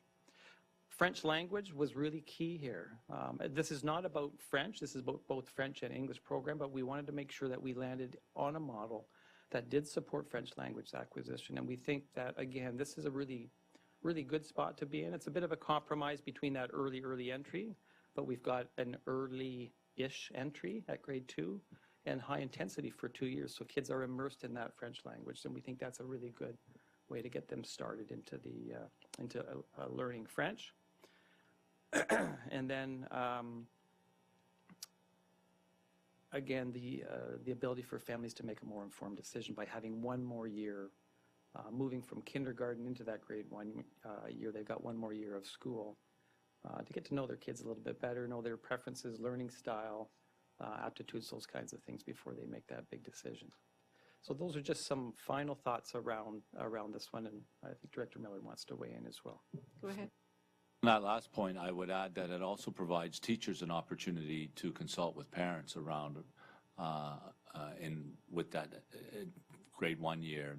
Teachers will speak with parents around the challenges of the appropriateness of placement into French immersion programs as well, because they will know the children as well. I also want to, on the rationale there, in the slide before this, I would like to say that we believe that this will address the challenge that we have faced as a board, that the challenge, the twin peaks of challenge, so to speak. The inability to staff the high uptake of French immersion, not finding enough teachers to staff those classes, and the impact that the high French immersion uptake has had on our English programs in some schools in which the numbers of students is extremely small and not viable. And so this board was faced with the possibility this year of triple grading. We've been faced with triple grading before, and we've added extra resources to prevent triple grading. And the whole purpose of this is to address those twin challenges we have: staffing in the French side and the viability of English programs. And I think it's really important for us to constantly talk about them in tandem. As Associate Director Bogue has said, we've heard lots about this is about French immersion. It is not about French immersion. It is about both programs. It so happens that it's the French immersion uptake that is creating a challenging situation. But it's about supporting those kids that are choosing not to go into French immersion, or those families that choose not to go into French immersion, and those that do go into French immersion. We said right at the beginning when we started this public process that this was about language. I think we believe strongly that our current 50% model is not truly immersion. If we immerse ourselves in water, we go well higher than our waists. And so this is about the language. So I want to thank Associate Director Bogue for taking this on, and his entire Program Viability Committee, including the 3 trustees who sat on that committee. Thank you. So I think we have a long list of people who would like to speak to this. We'll start with Trustee Collard. Thank you. I have 3 questions. My first question is regarding the grade 2 entry with 100%. I would like to actually, before I ask my questions, thank you for the flexibility that you've shown in this report. This is not anything like what you first came out the gates with. And so I can see that the community consultation has had a voice in this, and that is important. So regarding the 100% grade 2 French immersion, I am concerned about teaching math in French, and I would like to know if there's any flexibility with regard to making that the 80% model where they will get their mathematics taught in English. That's my first question. My second question is what happens to the late entry program, the extended French program? That's not mentioned in this report, and I'm assuming that we will be phasing that out, but it's not in the report.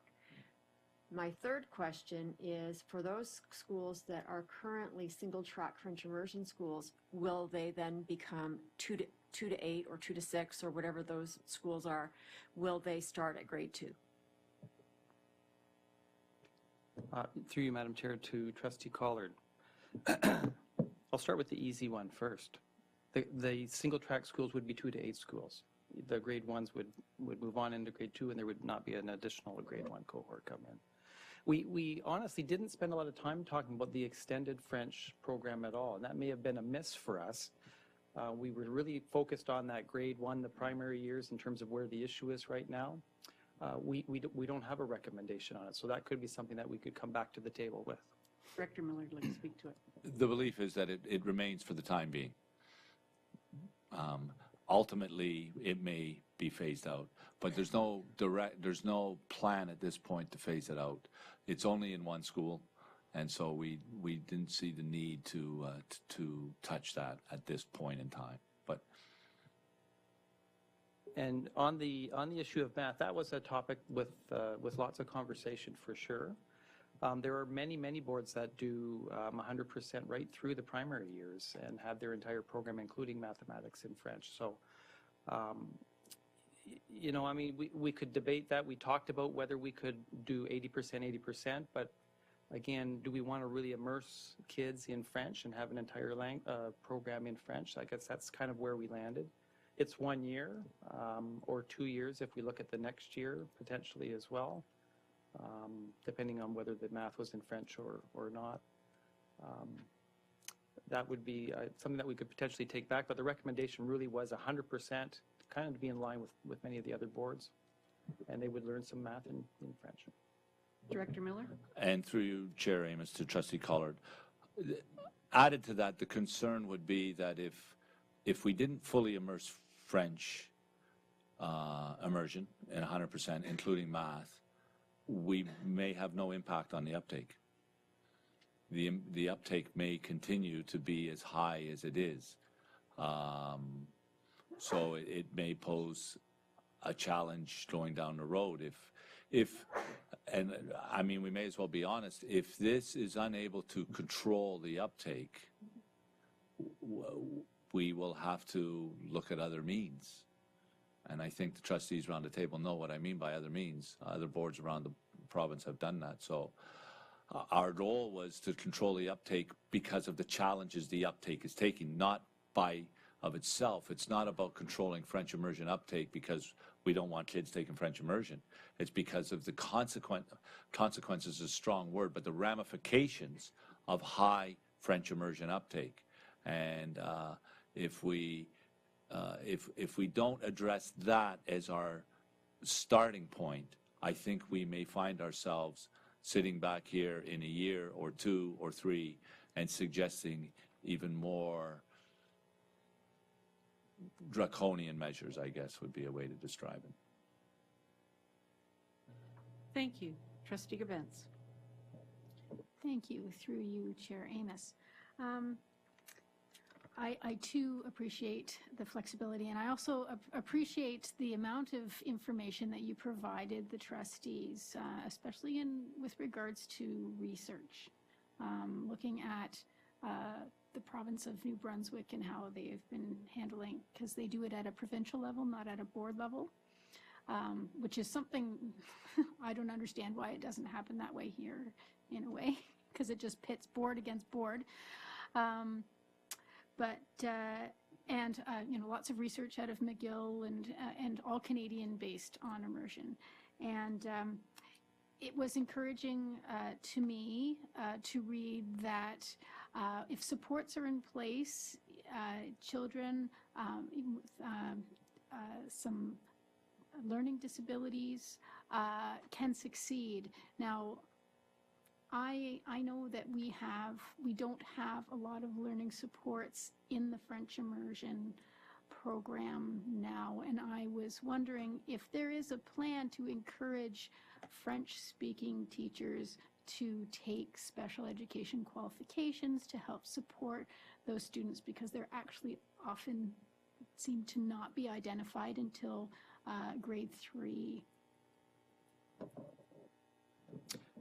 Through you, Madam Chair, to Trustee Gribence, that's a great issue. It's one that we've struggled with over the last few years in our current model. To have special education teachers that are fluent in French would be ideal in every one of our schools that has a French immersion program, and that would be a goal to work towards for sure. The challenge is right now is just because of the challenge with hiring French teachers in general, but there may be a way that we can start to encourage teachers who have French qualifications to do their special ed qualifications. So that's something that we can take back for sure.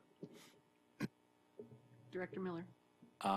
Through you, Chair Amos, to Trustee Gribence, just to echo Associate Director Bogue's comments, that has been a challenge in the past, and it will be certainly in the near future. We're determined to make that right, though. Every student in our board should be afforded the appropriate supports to take the optional program that they would like to take. So, thank you. Trustee L. Harrison. Thank you. Through you, Madam Chair. My comments are similar to start with respect to my appreciation for the broad consultation that took place, and my reflection that it's been diverse. It really did run the range from soup to nuts and everything in between. That's right.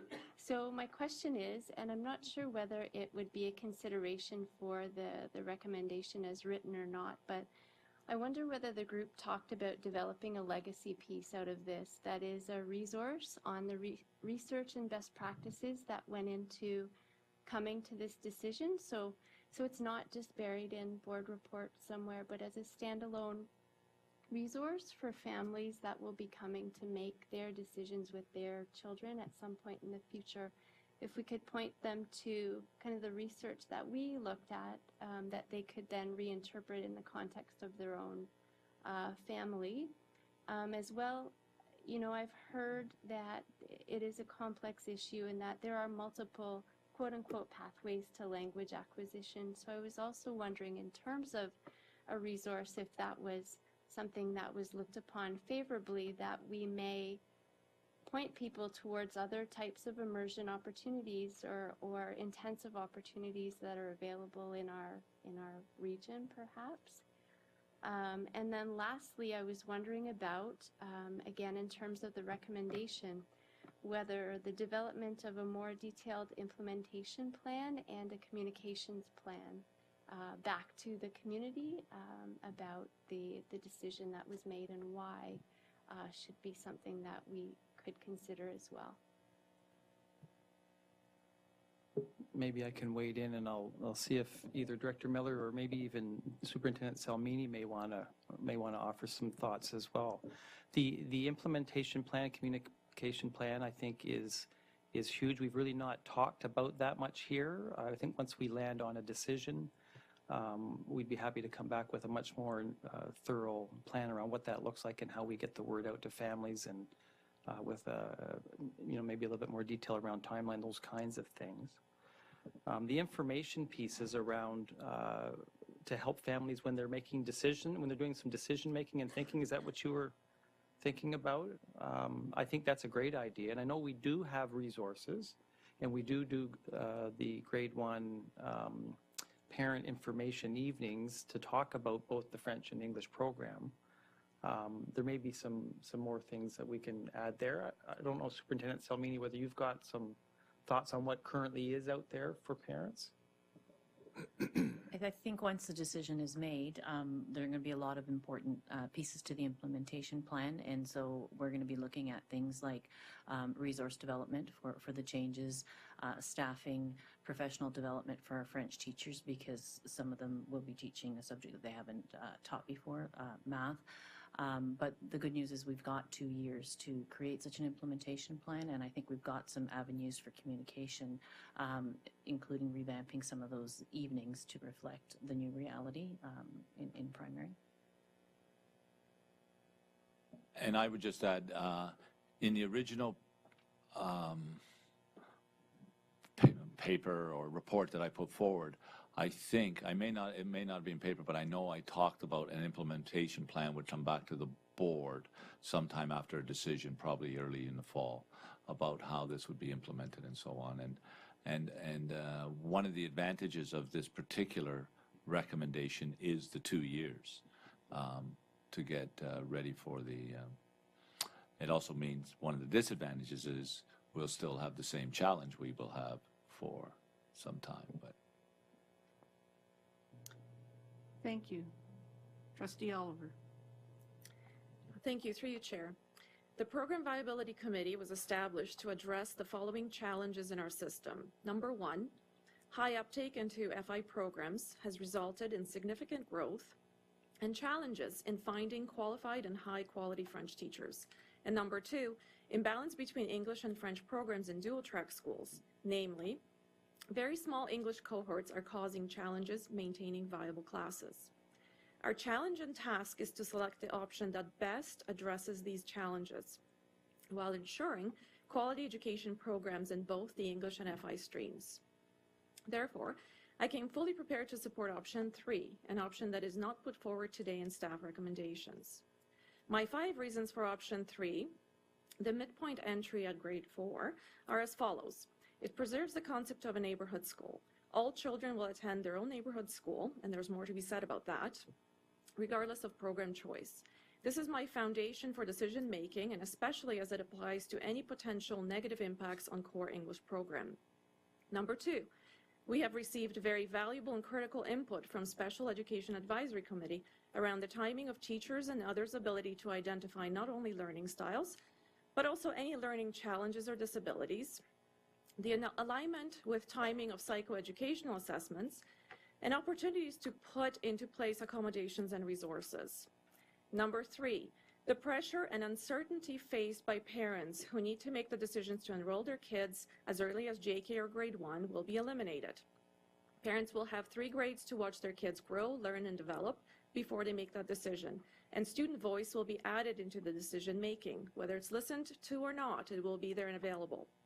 Number 4, from pedagogical perspective, a very important perspective and critical to student success and well-being, all students will start grade 1 on even footing and will progress through to grade 3.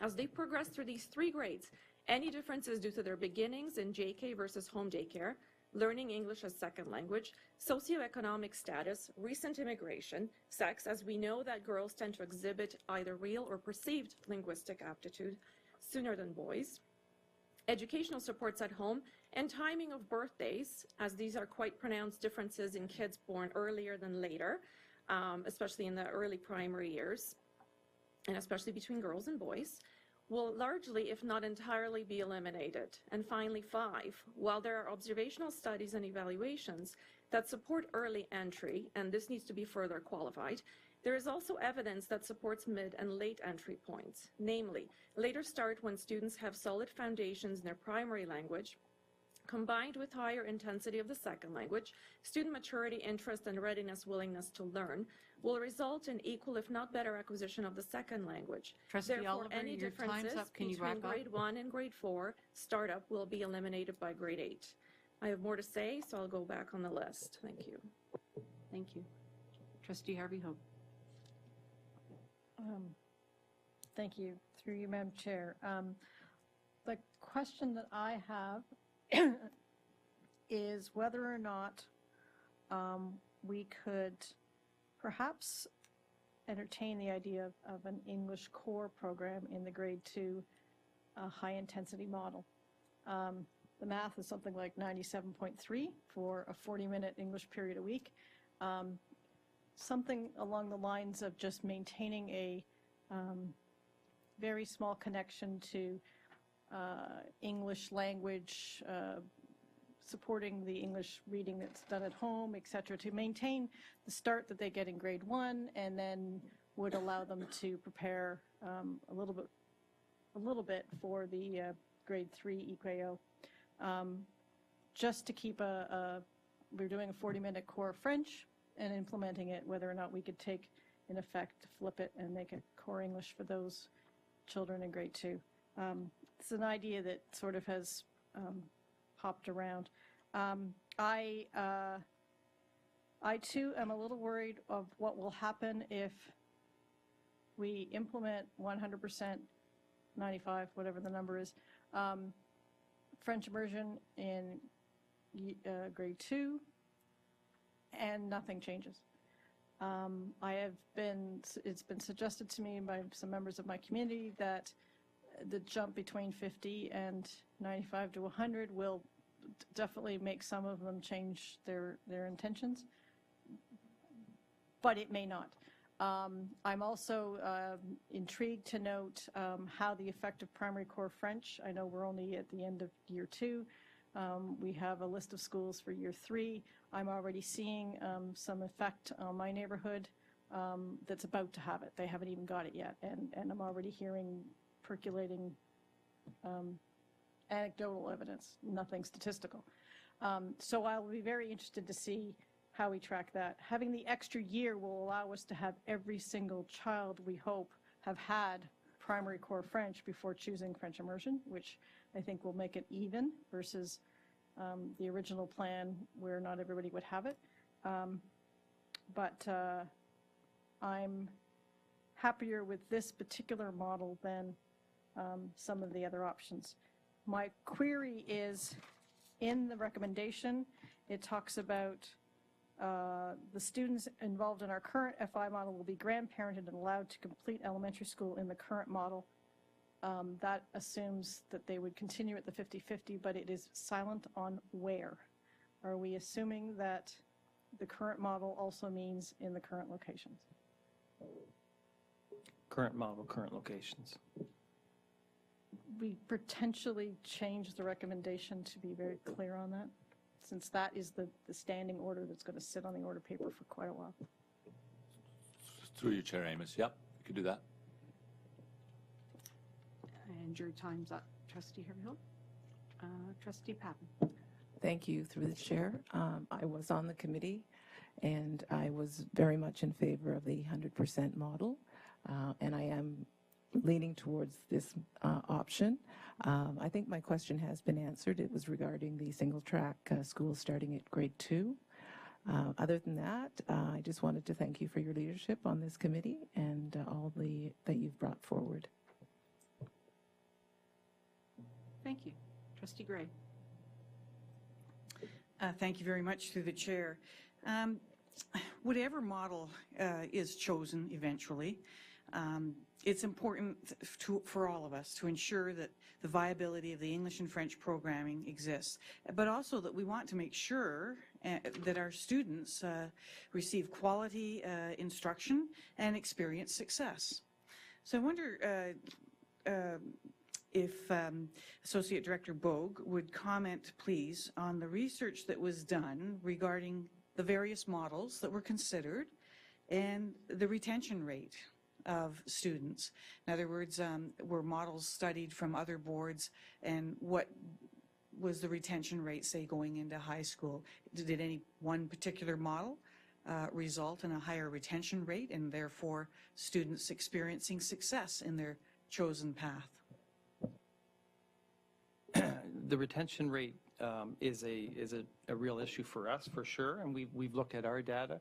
We did not look extensively at other board data around retention rate, although I would say our data, for what I've seen, is very similar to other boards across the province in terms of a considerable reduction from when kids start to when they finish off in high school.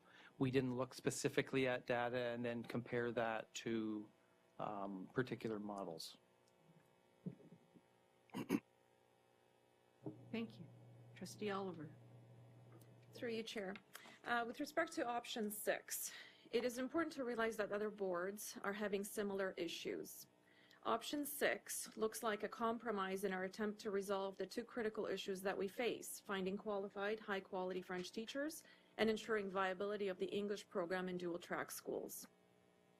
I think the goal here is that with delayed entry and 100% intensity, we will decrease uptake into FI. This may be true to a degree, but I don't think that this will address our two key issues as outlined previously. My concern is that it will only delay the uptake and show no significant difference, and we will be back at this task again. I think option 3 is solid from the 5 perspectives I outlined. And there's a natural selection process that would help to address the two critical issues. In the absence of option 3, we can't be afraid to consider capping enrollment in order to provide quality programs that are well managed, do not negatively impact on the English program uptake, and address our two critical issues. Thank you.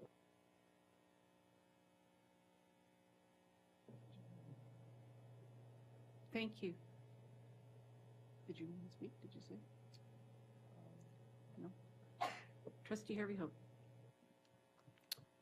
Thank you. I have another query about your definition of retention rate. I know we usually refer to retention as of staying in the FI program through high school, but I'm wondering whether we've researched whether or not the students that were in elementary FI continue to take French, period. There is still a big decrease after the mandatory grade 9 French, and I would think that there may be some research out there to say that the children that, for whatever reason, sometimes it's course selection and other times it's wanting to go to a particular neighborhood high school, that whether or not they maintain their connection to their early learning of French, whether they still deem it to be useful to them that they took the French language thing. So just I really don't like when people think that we've failed in the providing of the optional program to acquire the French language just because a student does not end up with their high school French immersion certificate. So I don't like that definition of success. I think the definition of French language acquisition can be accomplished in many other ways. It can even just be the ease of picking up the language if one chooses later on in life because one's had a good solid foundation. And I believe that our primary core French program will help in that respect as well, because the earlier that they acquire the knowledge, their core French program will be stronger as we get farther along. And we may find that when we get to the secondary French review, that perhaps there are things we can do to enhance the high school core French program without necessarily pitting French immersion courses against core French programs at the high school level. So perhaps that's one piece of research that we could start collecting. Go ahead, Director Miller. Through Chair Amos, just in response to Trustee Harvey Hope's around dialogue around success, students choose to come out of French immersion for all sorts of reasons. It's not necessarily because they were unsuccessful in those French immersion programs. In fact, I would say that's often not the reason. The greatest reduction in the number of students in a French immersion program is generally from grade 8 to grade 9, and that has more to do with the high school that they want to go to than the program they want to go. But I would say this about the success of our French immersion program and the language proficiency. We have legions of students graduate with French immersion certificates from our high schools, having started in grade 1 in our board and graduated in grade 12. And although we don't measure proficiency, those students have demonstrated success in courses in French in their high school career. They've taken history, they've taken other courses, and they've been successful in those programs. So arguably, are they bilingual? I don't know if they're bilingual, but they've certainly acquired enough French language skills to be successful in high school credits and high school courses. Well, I'll just leave it at that. Thank you. Vice Chair Graves. Thank you. Through you, Chair. I have two questions, which I think are really just two sides of the same coin. First is, what uptake reduction is needed for program viability? In terms of, just because I'm a math person, I like to measure things and anticipate the measurement of things. And then my second question is, how and when will we know if this option is successful? Through you, Chair Amos, to Vice Chair Graves. If you kind of look at the math of this all compared to where we're at now, we've got a 50% model from grade 1 to 8. We take out the French from grade 1, that 50%, and that's now in grade 2. So that 100% has not added additional French.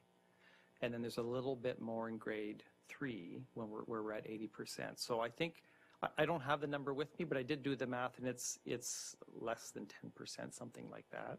So we would need a corresponding reduction in uptake of that value and then some to really reduce that uptake to a point where we've got, we're able to solve the problem around the imbalance in classes. So it's not a huge, we don't have to cut it in half, but, and I can go back and do the math on that, and you know, you can look at it. The nice thing, because we looked at option 5, which was 100% in grade 1, and then I think 80% in grade 2, and then a different kind of reduction.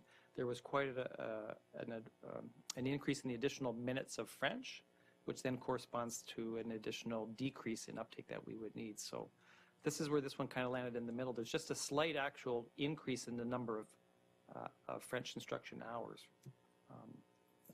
So it's not a huge reduction required. Follow up, go ahead. First, excellent. Thank you. Yes, I'm very, very much interested in those numbers. If you could bring them, thanks.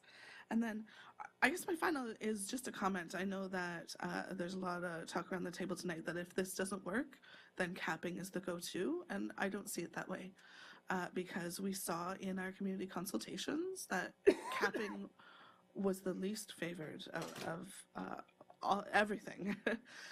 So I don't see that as the go-to. We have two other options that the PVC put forward that are potential solutions to our problem.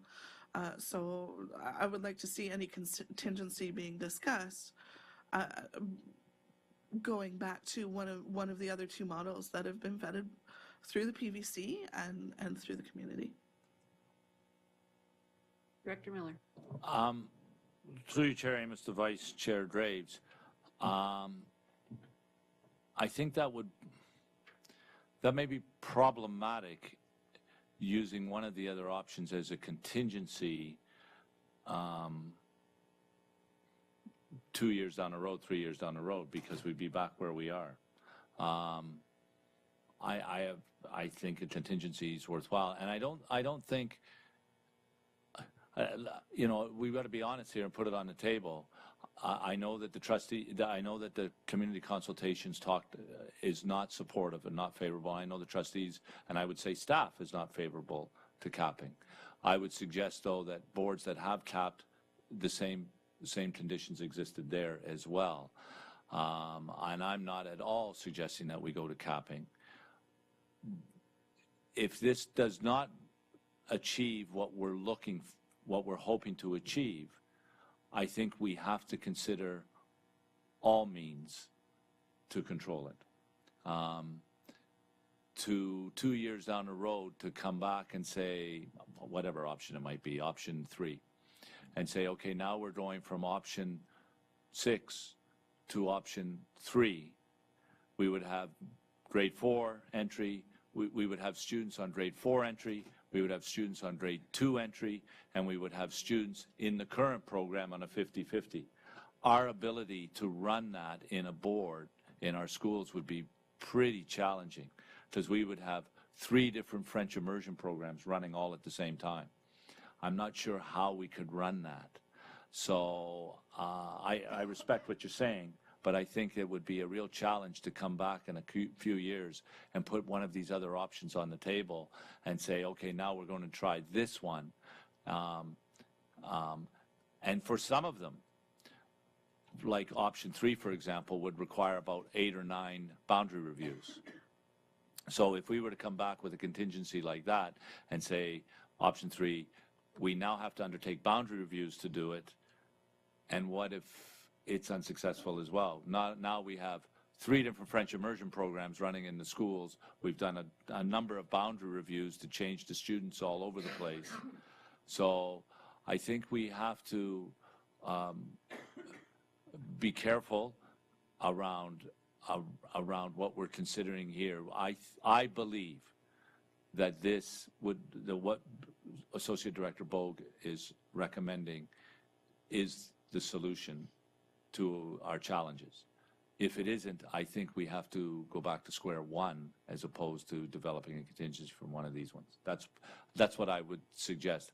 And I think I needed to say that because I don't think it'd be easy for us to just say, let's do this, because of the challenge of having a whole bunch of French immersion programs, different ones running in the school. It's going to be challenging enough because we'll already have 2 different programs running in the schools. So. Thank you. Trustee Collard. Thank you.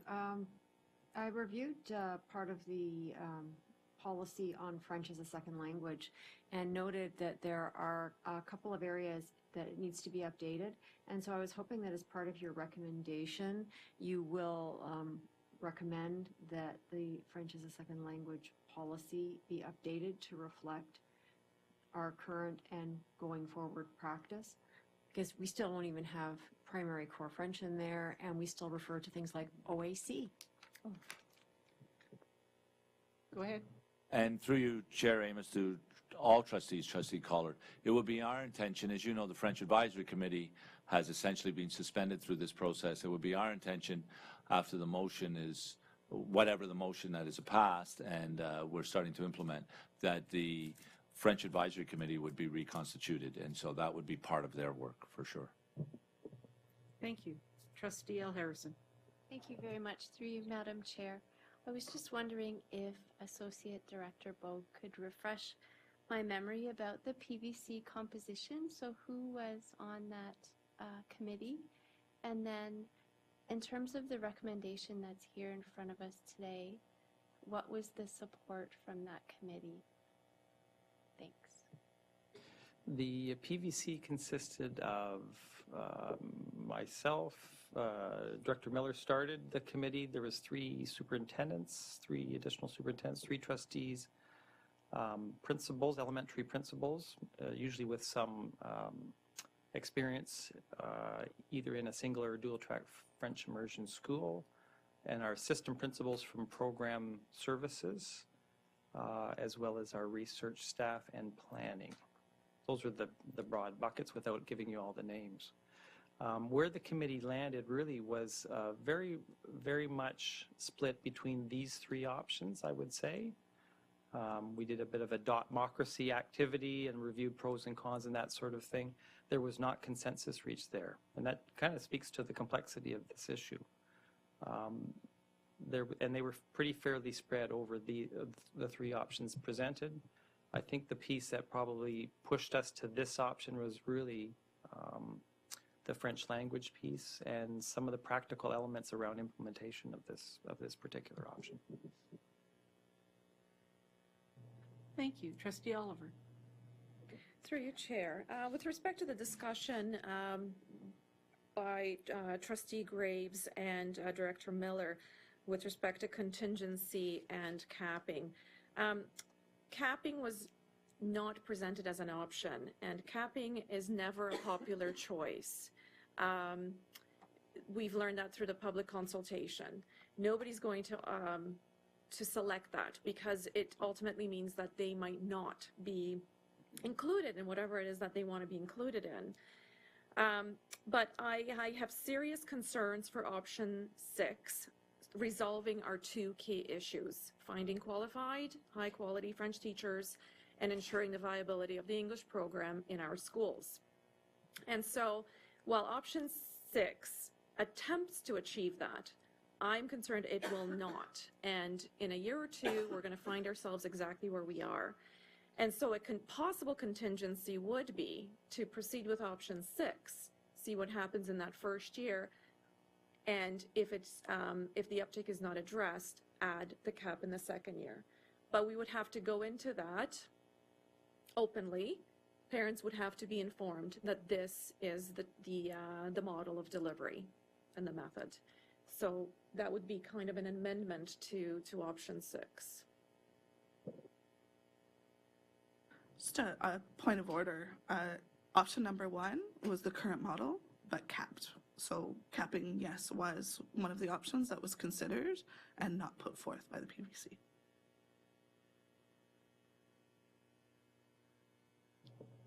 Trustee Collard.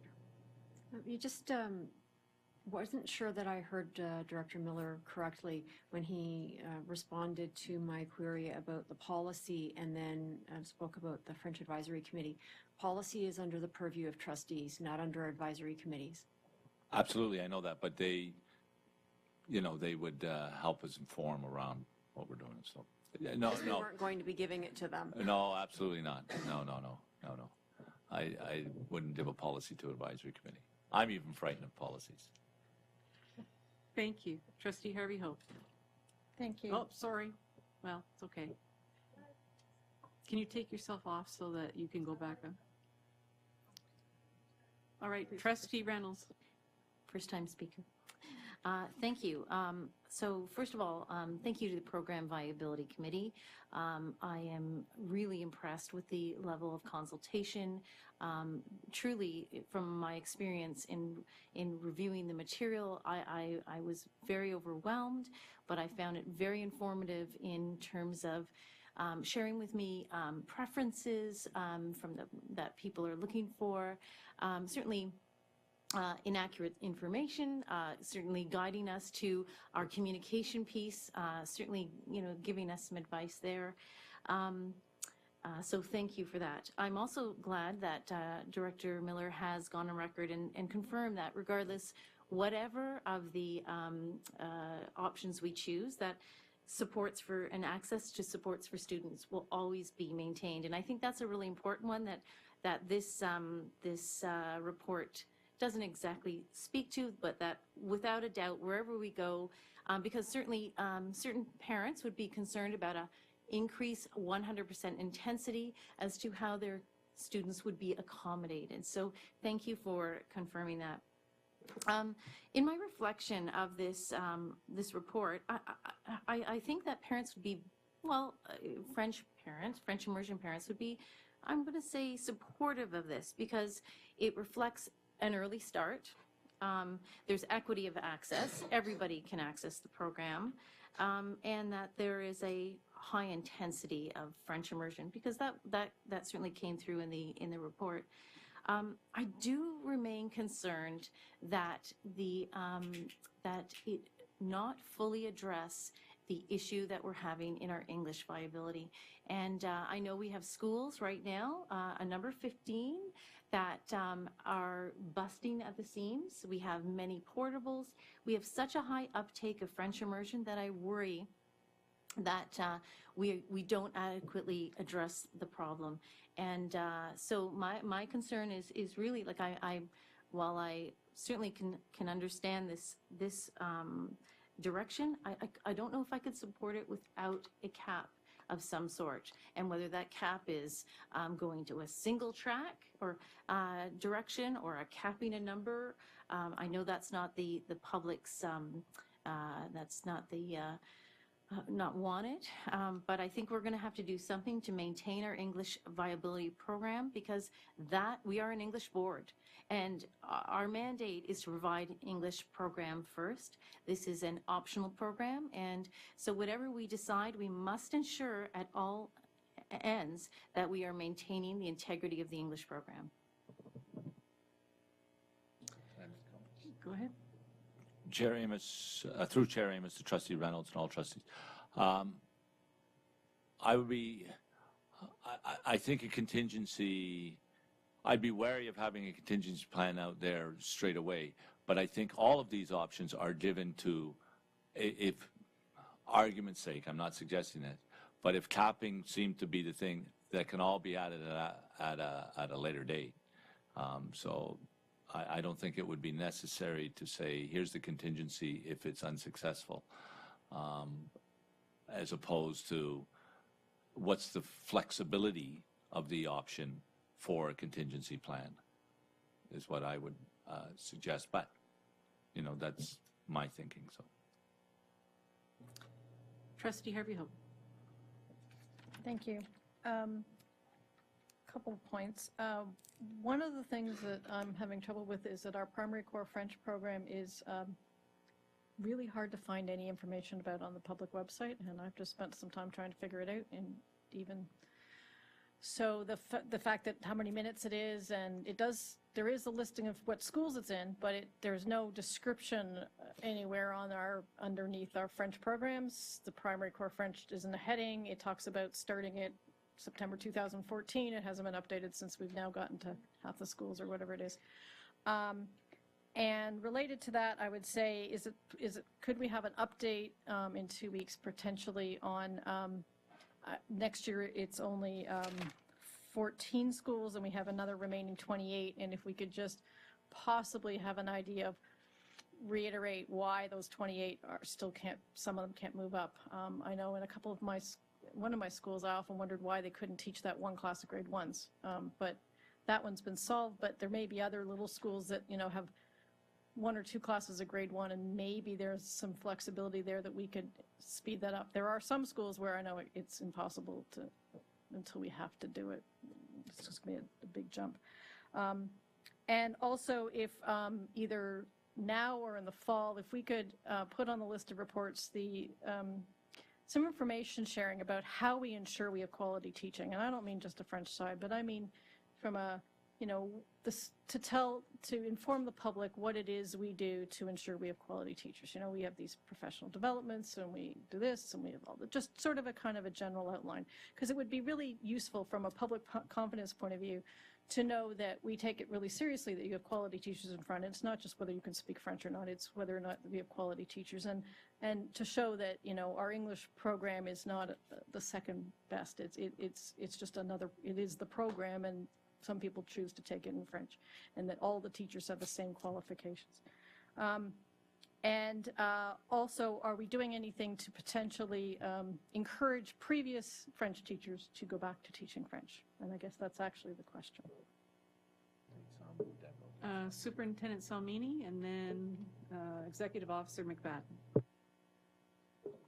Okay, so through you, Chair, to Trustee Harvey Hope. The first question was about information around the Primary Core French program on the public website, and so thank you for pointing that out. We will go back and take a look and see if we can make some updates to the website to include more information. In terms of the schedule of schools to get the Primary Core French, there is a schedule that has been created, and that can be shared, and you're asking for a time frame of 2 weeks, but we can certainly share that information with you, because all schools are on that schedule within the plan. And then, I know that, and I think that in terms of quality instruction, from an academic point of view, we do have processes in place beyond recruitment, where we do, just like for all other teachers, we have our TPA processes in place, so that we are ensuring quality instruction, whether it is teaching English, teaching French immersion, all of those things. And maybe I will Executive Officer McFadden. Yes, thank you, through the chair. So right from the rigor of our recruitment process, the questions we ask and the frequent review of those processes, to the TPA process, and also the informal informal visits that principals make into classrooms that are quite frequent, to the supports that we offer when there's any indication that teachers may be struggling. We have numerous supports that we put in through our curriculum department to assist teachers, and we also have a rigorous teacher professional development program, both during the day, after school, voluntary and mandatory. We encourage AQs that are delivered in Halton. So we have a number of supports and checks and balances within the system to ensure we have quality instruction. Thank you. Trustee Oliver. Thank you, Chair. I have a comment and a question. First, the comment with respect to option 1. I too was on the PVC committee, so I do remember that being an option, and I don't know why it was not put forward, except I'm thinking that in a community like ours where CAP is hard to sell, it would be even harder to sell within the status quo status or situation. I think it would be much easier to put forward if there were other factors in place that could help with the decision making by parents and natural selection into French immersion, such as later entry point and higher intensity. My question is, there are many boards in Ontario and elsewhere that are offering 100% intensity starting in grade 1. But no caps. Have these boards been able to address the two issues that we're here to address? Finding qualified French teachers and ensuring viability of the English program in their schools. Associate Director Bogue. I'll start off, and Director Miller will jump in. I guess there's a couple of pieces to that question that each board looks quite different. That the model of the within the school board may look different. So this English cohort piece may not be as significant if they have more single-track schools. So, and we didn't study that, but that's just one piece for sure. The uptake across the province looks different as well, depending on where in the province you are. We, for sure, are in an area where French is a highly valued subject, and so we see significantly different uptake than in some other boards. Again, if you're up around the Quebec border, the Ottawa School Board has higher uptake than we. So That looks different depending on geography, I think, and demographics around the province. The issue around the French teacher recruitment and hiring is across the province, regardless of the board, regardless of their uptake. That's a challenge that we hear in every conversation with every board that we've had contact with. And I would just add that we know that some GTA boards, I won't name them, that have 100%, they are not having the same challenges around support of the English program that we have. There is one that had 100% that is going to start capping. It's not really a GTA board, but it's close enough.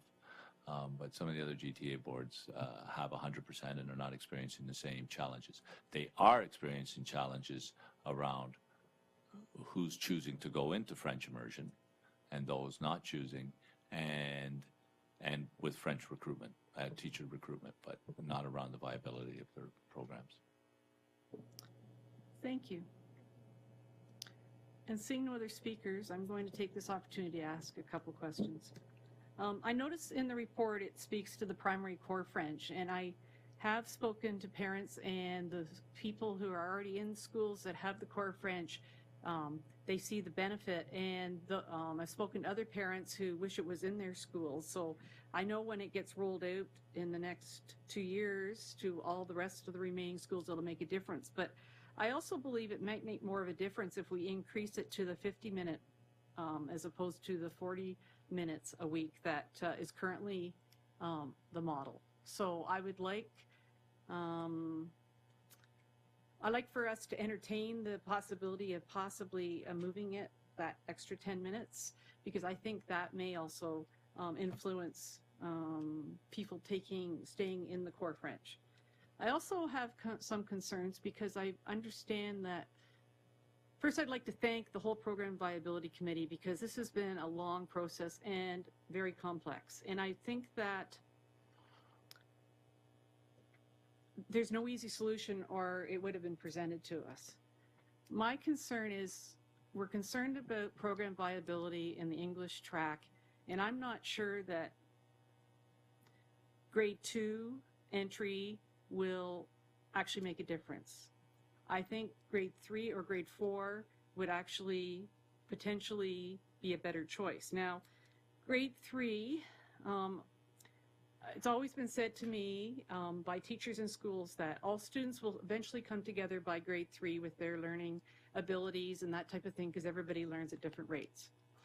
And I know that EQAO is in grade 3, but everybody, I believe, already writes it in English. Is that correct? No. No? Not everybody doesn't write it in English? Some write it in French, but everybody could write it in English. Yes, but some of them have been in French immersion 100% since JK. I meant at our board. Oh, in our board. Oh, yes, everybody writes in English. Sorry. I thought you were talking about other boards around Ontario. So, I mean, there's a possibility of moving it a year longer, and then I think teachers would have a better handle on the learners that their children, the students are, and they would get a better grounding in the English language before they make that decision about going in French immersion. So I know that you have the grade 4 model. Did you ever look at a grade 3 model? Through you and to you, Madam Chair, we didn't really look at grade 3 because that is a problematic year around EQAO. But EQAO is one little piece as well. Yeah. You know, it's a public piece, so I know that's on trustees' radar for sure. What the research says around language acquisition is even in those boards where kids are doing 100% French through primary, they may do the French. Those are in the boards where they might write EQAO in French. Whether they perform well or not, I suspect they do, but their English language skills catch up, usually in grade 4 and 5, and surpass, right, because of that effect that one language has on learning a second language. So even in the grade 2 model, where we've got we've got kids starting into 100% in French, will that impact their EQAO scores in grade 3? Maybe, it might, I don't know. However, the long term, I don't think it's an issue. So we didn't really look at grade 3 because of that. We did look at grade 4. I don't think we should be driven by EQAO as a board. I mean, it's just a test that the government has implemented, and I think things would equalize over time. And the fact that all students could write it in English, they'd already have that background, it wouldn't. And then personally, I'm thinking that by allowing students to be that extra year, I mean, I don't know what the percentages would be. I would think it might have to be 100% in grade 3 and grade 4, but I'm just, to me, the point of the study was to make sure we have viable English and offer French as a second, as an optional program and still be a viable option. And I'm just not sure grade 2 is late enough. So I'm not sure. Through the Chair, Amos, to all trustees, I think the Board of Trustees has a very difficult decision to make, because you are in some uncharted territory, and I'm hearing opinions that I'm not sure grade 2 will work. Well, we're also not sure grade 4 would work. We're not sure grade 3 would work. I do know that we would be the only board that would be not starting French immersion, complete immersion, until grade 4 if we went later. What this Program Viability Committee has come up with is essentially a compromise from what we know from the research and the community consultations that we heard. It's not directed really in too much in one direction. I appreciate that there's many ways kids become immersed, but most of the research indicates that the earlier they're exposed to a second language, the more likely they will pick it up. So, as you know, many organizations and others would argue that that should start in JK or even SK or grade 1. We believe that that would not solve the challenges we're facing. Hence, we went to grade 2 to try to honor early immersion, but at the same time address the 2 challenges we had. So I think the real challenge for Board of Trustees is you've been given a binder of research, you've seen the consultations, and you have your own gut instincts. And you're going to have to, think about those over the next 2 weeks. So, before we go any further, I need a motion to extend. Moved by Trustee Gabent, seconded by Trustee Pappen. Do we have that in the... 2 seconds we will.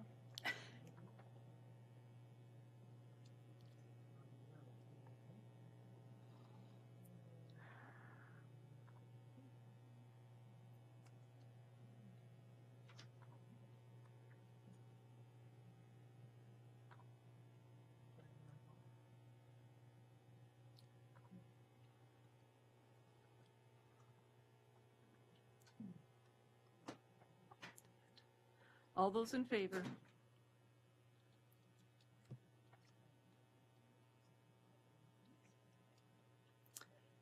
And that passes.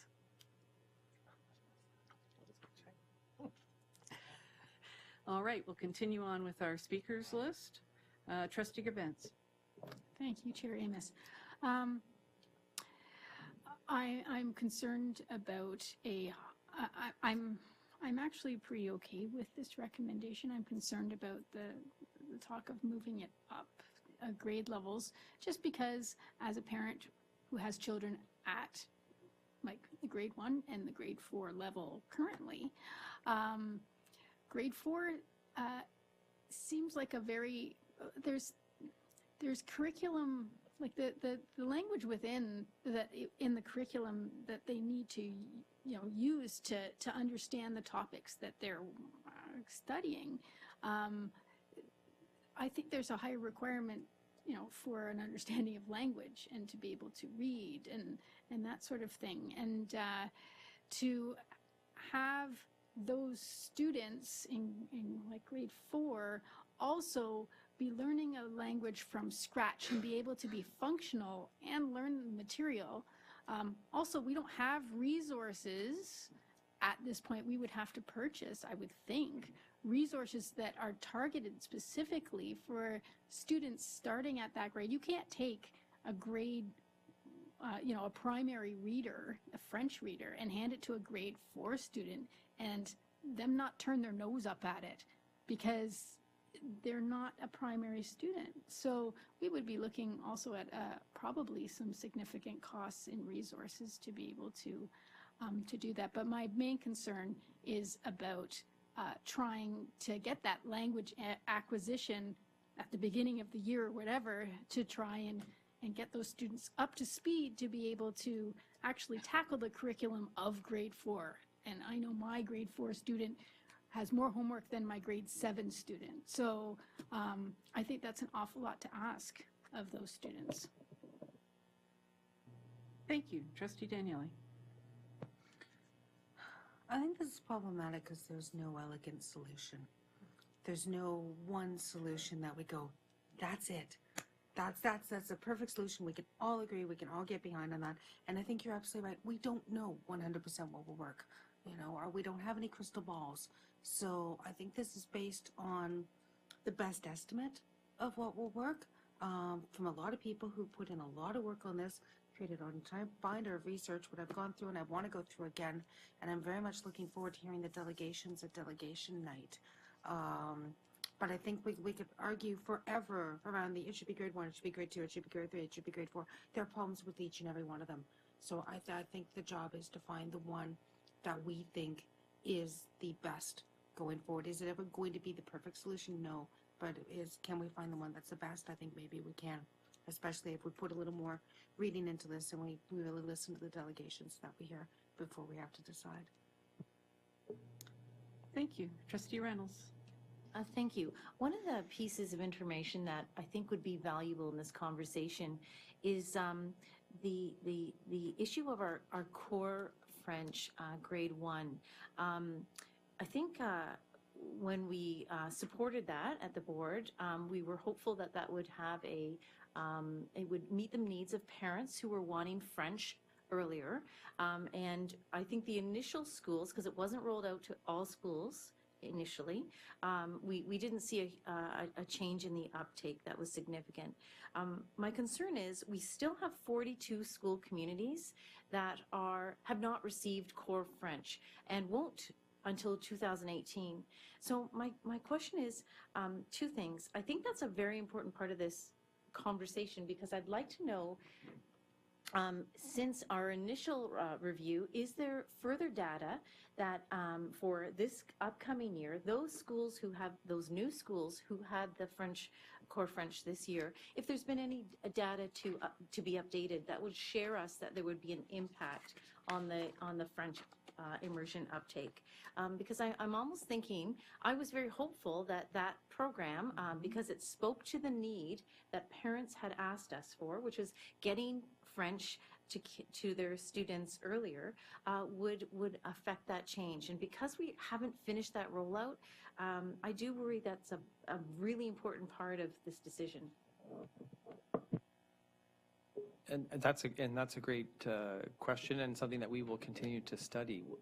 Really, after our second year, we've not seen an impact, so we'll look at it again after next year as well. And then the last group will come online in 17-18. At that point in time, we'll have every school on board. I think the challenge is, can we wait that long to see what that impact is? Right now, we're not seeing that it's having a significant impact. Director Miller. Actually, I was just, Associate Director Bo made the comment that I was going to make. It's basically the status quo, and the status quo is a challenge. And to see this to fruition in a perfect scientific world, we should let it run its course. But we've already been here talking about 2 schools this year, possibly triple grading. We might be back next year asking 3 or 4 schools triple grading while we wait to see what happens, right? So. Thank you. Trustee Oliver. Thank you, Chair. Earlier when I spoke, I said I would qualify the notions around early entry. So I know that is supported, but I believe that is also supported with very high intensity. And in a context where the child is further supported in that second language acquisition in their home, be it through conversations with one of the parents who may be bilingual, homework support in the home. In other words, it's not, it's not like they study the language, go home, it's forgotten, and it's a restart. So there's that community context combined with the high intensity. And research indicates that development of an adequate oral competence in the mother tongue is necessary in order to add on a second language successfully. So I have to believe that there is more to just introduction in grade 1. Thank you, Trustee Collard. I just wanted to tack on to the conversation about primary core French. Right now, what we're measuring is grade 1 primary core French versus grade 1 FI. Since they both start in grade 1, I wouldn't have expected there to be very much reduction in the amount of grade 1 FI uptake because both programs provide a grade 1 entry. Moving to a grade 2 entry for French immersion will give students at least 1 year of core French, and that might be enough to help with the uptake rate. And parents may find that what their children are learning in grade 1 core French is sufficient for them. And time will tell, as with anything else. But I certainly agree with the director's observation that implementing CAPS could be done at a later date if it was required. And it is not a decision that we need to be making now. Thank you.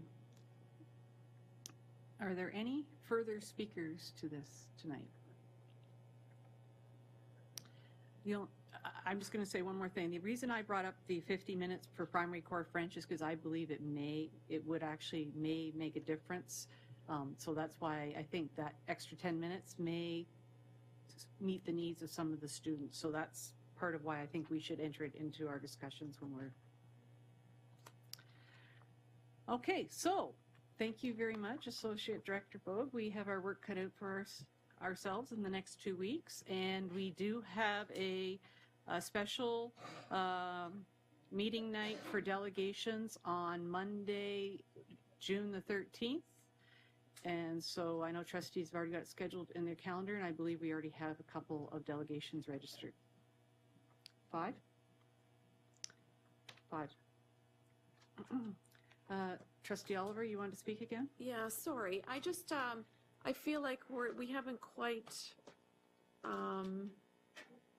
explored other options maybe. I mean, we've talked about different scenarios, but we're now asked to come back in 2 weeks, and it's just that one option that's still on the table, and there's no, contingency or amendment. So how is that going to go? I don't believe we have to do that now. We can do that on the night of voting. And I mean, that's why we need to do some more research. We got big binders of information, and if you have other questions that need to be asked, you can contact Associate Director Bogue or Director Miller or someone else.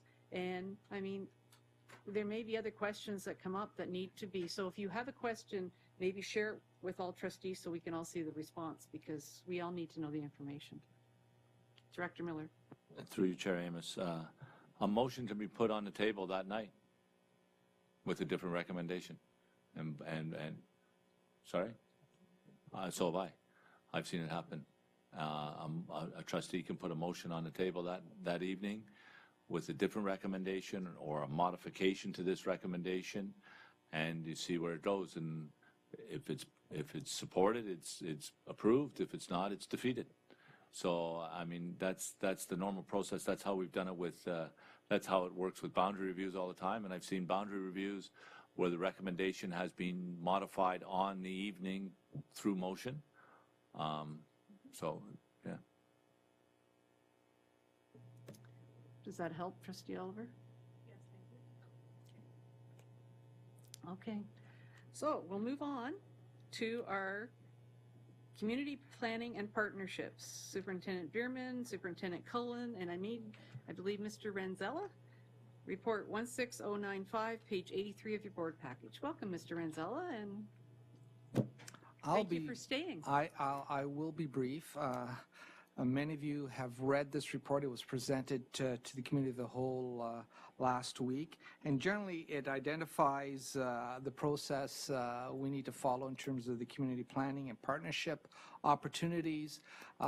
As a result of the LTAP being approved, we've identified a number of new capital projects, initiatives that we have to provide to the community to see if they're interested in terms of co-builds. As well, as a result of the LTAP, we identified, and the projections identified, a number of elementary and secondary schools that have some surplus space that can be, that community partners can look at in terms of being a partner with the board and using it as space. We have a community planning partnership meeting on June 22nd at 7 o'clock. The notices have gone out, and I'll be glad to answer any other questions. Thank you. I just wondered, is there a will with trustees to waive the rules and deal with this tonight, or do you want it to come back for June 15th? Yes? Okay. So we have Trustee L. Harrison. Thank you very much, Madam Chair. So I raised this at the Committee of the Whole, but I remain concerned about the inclusion of Blakelock on there.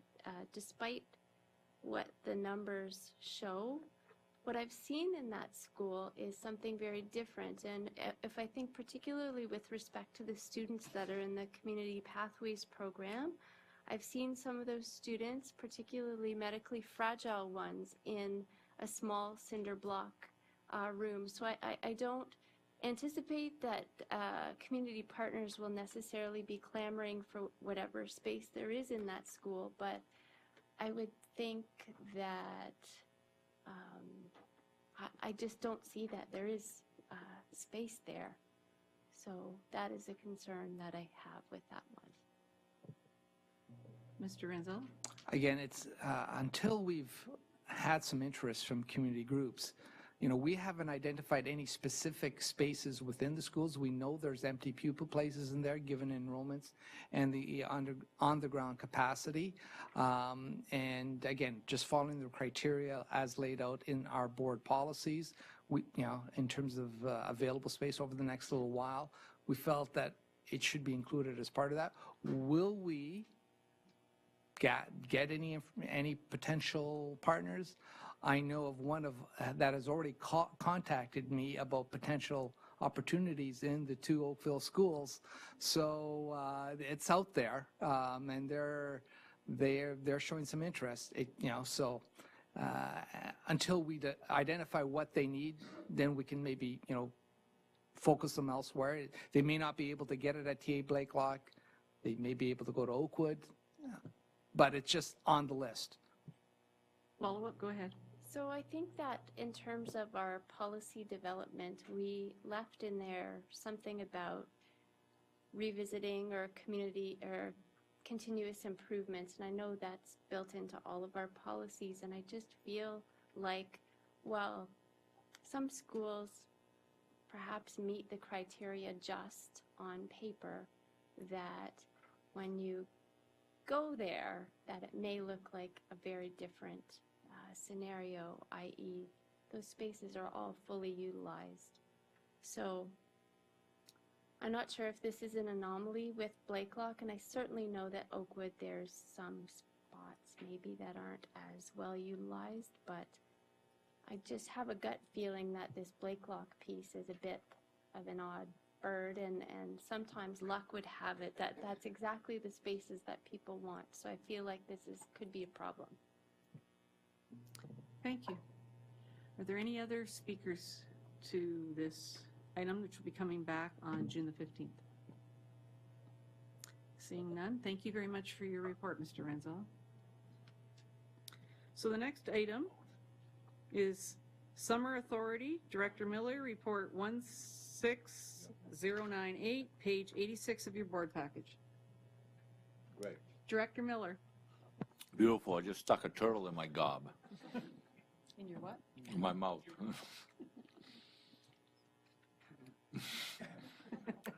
Is there any music I can play while I get it all stuck out of my teeth? Commercials.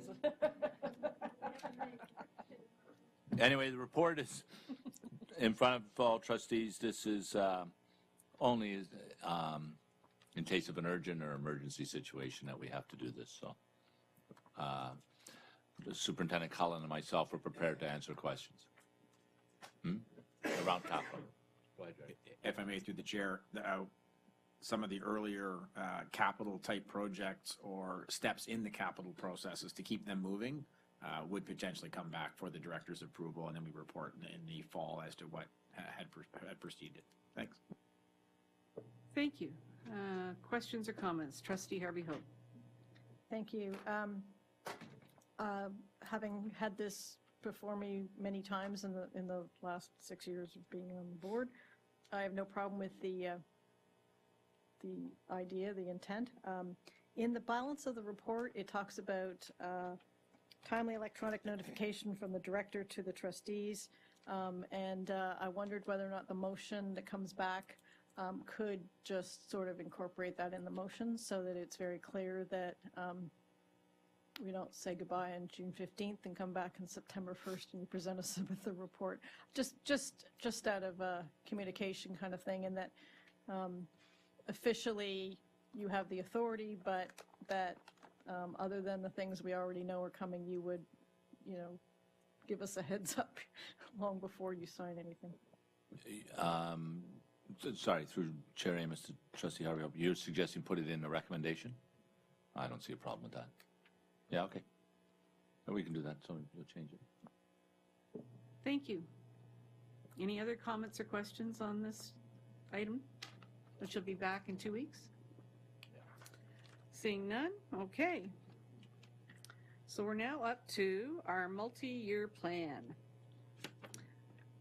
Report 16102, which I believe was distributed electronically to all trustees and admin, Director Miller and former Director Uwali. No, but he's back there. Before the director starts, I would like to thank former Director Uwali for all of his hard work in facilitating us through this process. I believe that our mission, vision, values that we have come up with, and we hope that the community, when they have a look at them, will say that this is some of the best work and some great things that will be happening in the system for the next 4 years. So thank you very much, David. Okay. Go ahead. I would also like to echo that. I want to, and there'll be others that I thank in the process as well, but I want to thank Director Uwali, former Director Uwali, for his work on the multi-year plan.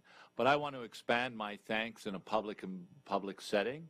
I'd also like to thank personally former Director David Uwali for the support and help he's given me as a new director, unrelated to the multi-year plan. He's given me advice. He's always at the end of a phone when I need him, and it's been great. And so I did want to acknowledge that publicly. I know he may be a little embarrassed by that, but he's been a great help to me since I've been appointed. So, and that's enough praising of him. Let's go to the multi-year plan now. I want to thank trustees and all those stakeholders that helped with this. I echo the words of the chair that I think this is a tremendous multi-year plan, a strategic plan, and that this will carry our board forward. So, as you know, it's required by the ED Act, and the multi-year plan must have those three: promoting student achievement, ensuring effective stewardship, delivering effective and appropriate educational programs. And it has to be a minimum of 3 years. We're proposing 4 years for ours as our previous one. It's a nice picture of kids. Everybody likes pictures of kids. The benefits of a multi-year plan. I think this is kind of axiomatic. It's the strategic direction of the board. And as such, the director is required to ensure that the direction laid out in multi-year plan is followed by all staff, and as such, that the students receive or reap the benefits of that. So,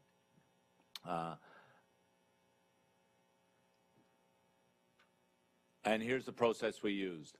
The mission, vision, and values, and for the public digestion, the trustees and the senior admin did not create the mission, vision, and values. There's some elaboration on this later on in the PowerPoint, entirely on their own. There was they got together, but we also got together with a great many stakeholders, and I'll put that list up later. And there were several meetings again, which is elaborated on later on. And then out of the mission, vision, and values, there were strategic priorities, and we'll see those as we go on, and then goals. The one area we have not done yet is set targets from those goals, which again I'll talk about later on. So the mission, vision, and values that are being created, and they'll come as we speak, do they reflect what the HDSB stands for right now? And do they reflect what we believe the HDSB will be in 4 years? Are they memorable? And if we follow those and we follow the direction of the strategic plan, will we make defensible, good decisions that supports every student? And those are the questions I think we have to ask ourselves, but it's also the question the public has to ask, as this will be posted prior to be putting to a vote in 2 weeks. So if we have input, this PowerPoint will go up so that they can answer those questions themselves. And the process. We established a structure through former Director David Uwali. He sat down and with the chair, and I believe the vice chair and I, and the manager of the director's office to sit down and develop a schedule and a structure. And he did a presentation for all trustees and then for those subsequent stakeholders that we invited into the program. I provided, if we go down to the bottom, data analysis. We provided some quantitative data analysis and some subjective. Many of the superintendents, through their portfolios, provided that data and those resources. And during that data analysis, we essentially did a gap analysis. What were we successful in? What were we not successful in? And we looked at, were our goals or our targets the right target, or did we achieve the target? Did we achieve the target in the first year of the previous 4-year plan, or did we achieve it in the last year of the 4-year plan, or we didn't achieve it at all? So there was a pretty extensive gap analysis, and that was presented to trustees.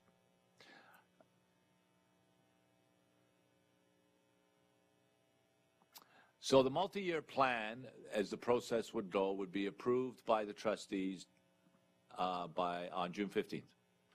Once that's approved, and I want to thank the trustees because there is a motion on the floor that the operational plan has to be in place before the budget. We couldn't do that this year because the budget hasn't been approved, because the operational plan is based on a multi-year plan. And we didn't have a multi-year plan in place for next year. So I'm grateful to the trustees for waiving that or suspending that motion for this year. And we will develop our operational plan for the trustees' consideration September, maybe October, but no later than October, because we'll be into the year. And it's important for trustees to know, and the public to know, that the operational plan is a yearly plan, and it's designed to set up the operations for the board. And it's significant because we develop our board improvement plan for student achievement from the operational plan. And from the board improvement plan for student achievement, which has to be approved by the ministry, all schools will develop their own school improvement plan for student achievement. And out of that, our schools, if the thread is right, you can trace back the school improvement plan right back to our strategic plan. So if we go back to one of the earlier slides where we talked about what is the significance of the strategic plan, it directly informs what's going on in every classroom every day in our schools. And our entire staff, both academic and corporate, work together to make that happen. So the multi-year planning committee consisted of trustees, senior admin, and it was facilitated by David Uwali. That was the smaller team, writing team. And then we consulted with the committee. The committee consulted with numbers of people. We had senior management. There were representatives from principals, both elementary and secondary, central principals. We had senior staff from special education and program. We had a SEAC representative. We had a HIAC representative. We had unions representation, student senate. We had outside community members, representatives from Six Nations, ROC, which works closely with our board, the Interfaith Council of Halton, Our Kids Network, and of course PIC. And all of them came together in one big meeting. Well, actually we had two meetings. We had one big meeting where they provided input, and that was on February 1st. And they provided input on the mission, vision, and values. Basically, they provided a whole bunch of comments on the direction we should go. And then we had a second one of those consultations with a different group of stakeholders on February 9th. And committee meetings carried on as it was. The committee took that information that we received on February 1st and February 9th, and through March, April, and May, developed a mission and vision and values draft copy for consideration for the entire trustees and senior admin team, which we had in May. Oh, so let me back up, because we then took that mission, vision, and values and took that back to the larger stakeholder group again for their comments. Did we hit the mark? And they were directed by we asked them certain questions. Again, David Uwali facilitated that process. Did we hit the mark on what we said we were trying to achieve? Did this reflect the first meeting, and so on? And then there was some continuing modification.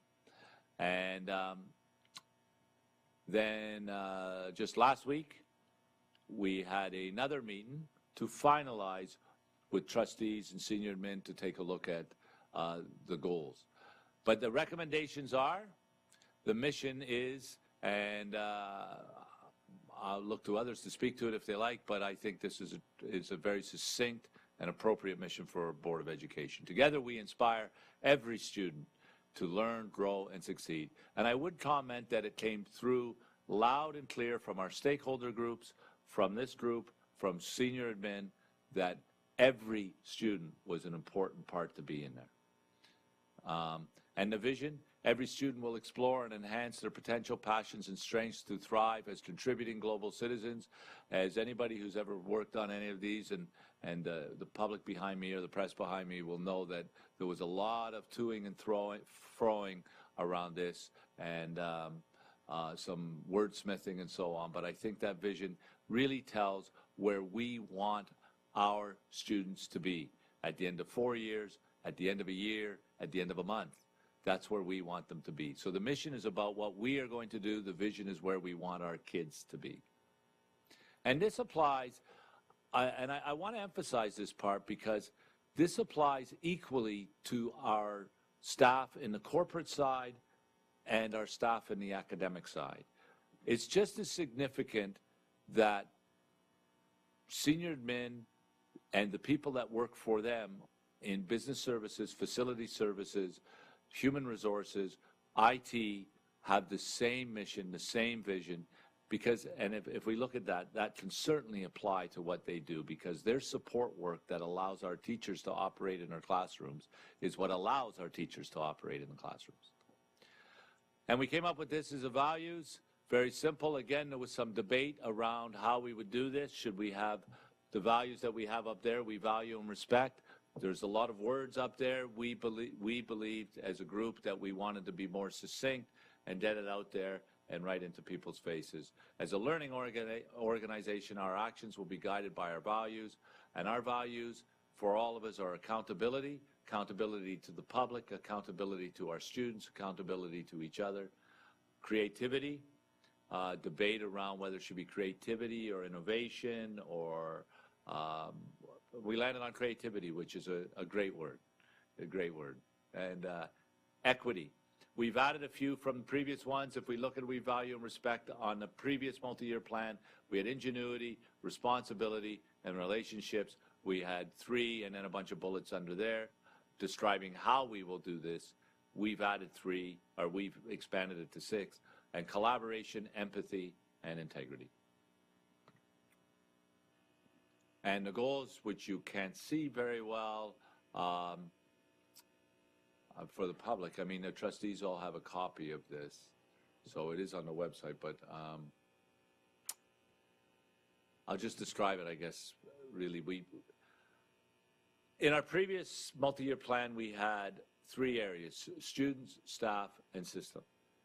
And we developed goals around students, staff, and system. We believe that we needed to expand that somehow, and if you look on the left-hand column, we still have students, staff, and system, so this is more a matrix than the previous one. But down the left-hand column, we have engagement and achievement. And what are the goals that we will work with our students to achieve that apply to engagement and achievement? What will our staff do, and what will the system do that gets to that? There was a notion before that they were numbered, and that's hierarchical, and we're prioritizing. We believe that they have an equal priority here, and so hence the reason it's been set up like this. So along the side, our 3 strategic priorities are engagement and achievement, stewardship, well, I guess that's 6, but if we categorize them, stewardship and resources, equity, and well-being. And the goals will go there. And as I said previously, we haven't developed a target yet or an operational plan. Those will come out later on as we work through those in the summer. And I think that's it, yeah. So I'll leave it open for any questions. And again, I want to reiterate, I want to thank David Uwali, but I also want to thank all the trustees around the table. I think it was a twofold process. I think we got a very good strategic plan out of it, but it was also a great plan for helping us having that dialogue and understanding our own values and how we work together. And even though they're not in the room, there is at least one member in the room who helped participate. And I want to thank all those stakeholders that helped us with our mission, vision, and values, and validated what we came up with. So Mark McFarland, president of ETFO, was one of those people. So thanks, Mark. Thank you. And I'll leave it open to questions. Any comments or questions for the Can I just have one more? No. There may be some wordsmithing. One of the trustees sent me some word suggestions today. We could not get them in there, so I've suggested that you say it publicly, and then we go back and take a look at how we do it. So, thank you. Trustee Oliver. Thank you, through you, Chair. So I didn't get a chance to have a careful look at this prior to tonight, but that's okay. So I'm just typing up some of my comments, and I'll share that with the full group. Okay, thank you. Thank you. Vice Chair Graves. I just want to echo all of the thanks to the people who led us through the process. As a group, sitting around both the inner table and the outer table, not necessarily the easiest group to lead. And I know that, sometimes there's a lot of discussion about a single word, and it gets very passionate about those words. So it's that this has come to such an excellent conclusion is just a testament to how well the system has worked. And I just want to make a comment about the matrix. I know that I remember when that came about, and to see it here and to see it all laid out, just I think it looks great. I think it's a great way of presenting those goals. So congratulations again to everyone involved. Thank you. Trustee L. Harrison. So I guess, thank you, Madam Chair. I was one of the ones that did send in a few suggestions in terms of just what the words around the goals look like. So I just wonder about the process then. It sounds like other trustees may have comments, and I recognize also that my comments are mine, and they don't necessarily reflect the wishes of my colleagues. So I just wonder what the process is from here. And I also really like the matrix and the things along both axes and everything, and appreciate all of the effort. So I don't in any way want to take away from any of that, but thanks. Through your chair, Amos, to Trustee L. Harrison. You're not taking away from it. Trustee L. Harrison has already sent me the wording. How about this as a suggestion that we bring those to Admin Council on Monday, and we have a conversation at Admin Council, and if we think it fits the way it should, we'll send it back out to trustees after Admin Council on Monday or Tuesday, and if there's some, I know there won't be major modifications, but there may be some wording just to, because I don't think you want to pass motions or amendments on wording, right? So we could, if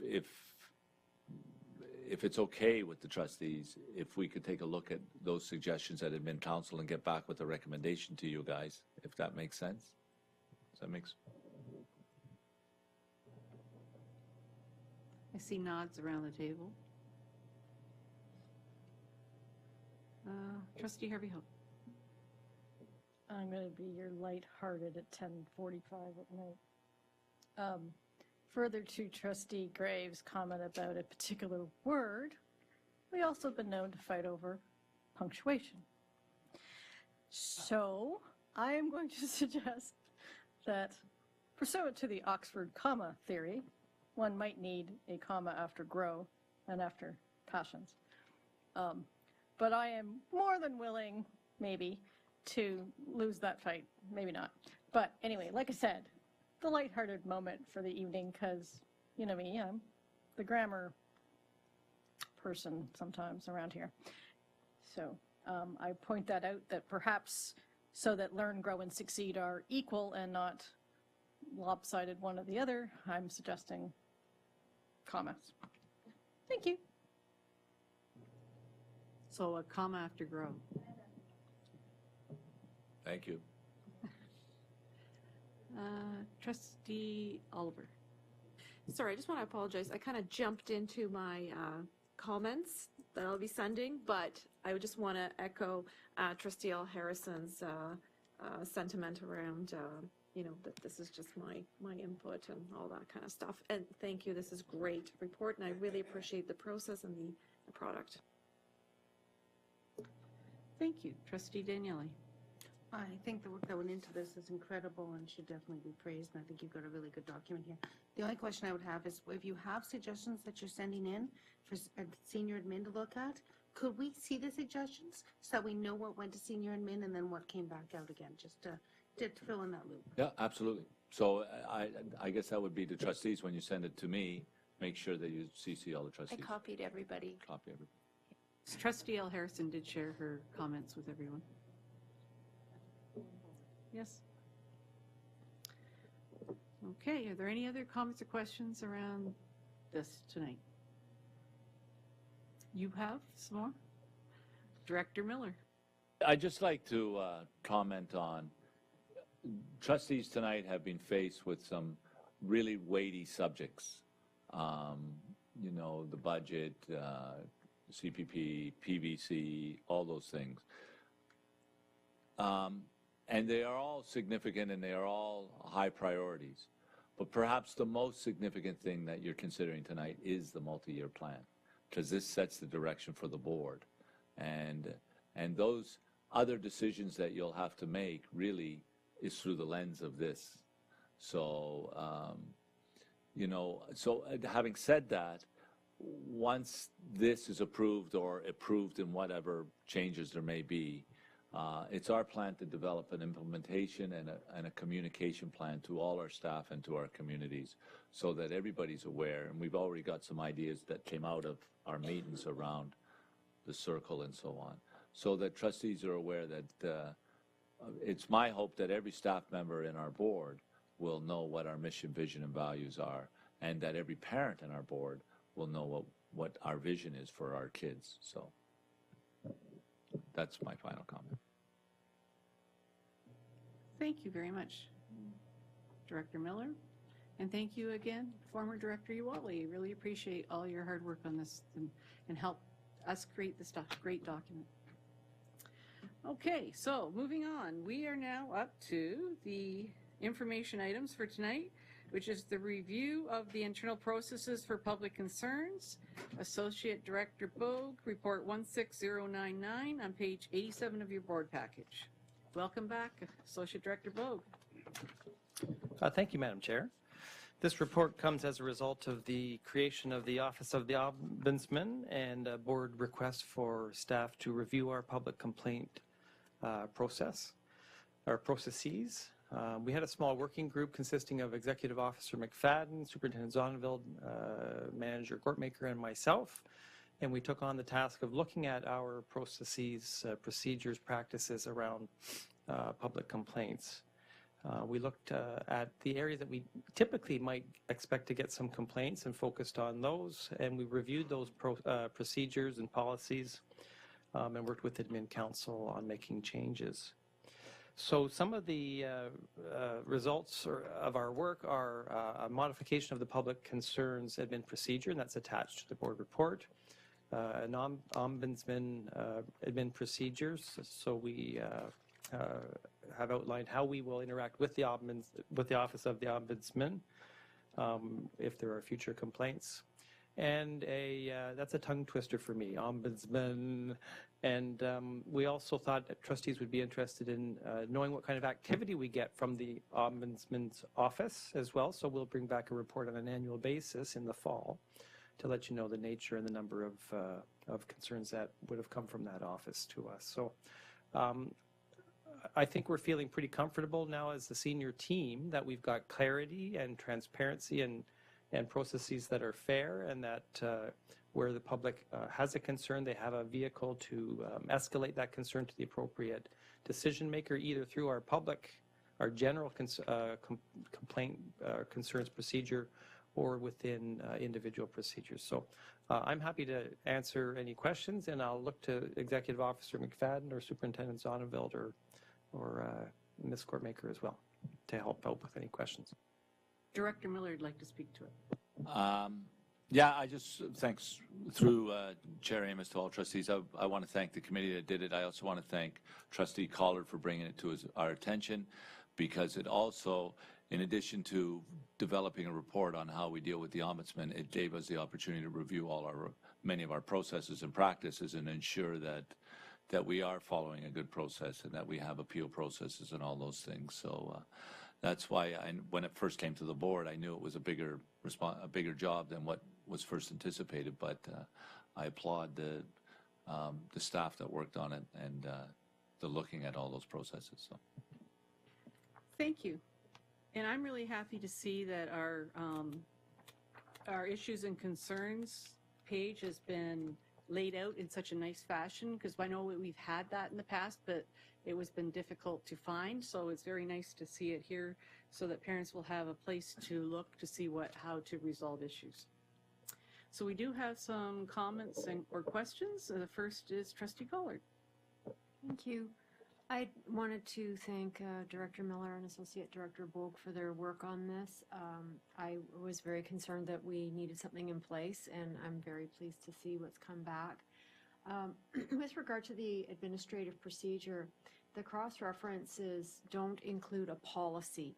Do we need to have an overarching policy for this? And if so, I will make a motion that such a policy be created by the Policy, Bylaw, and Governance Committee.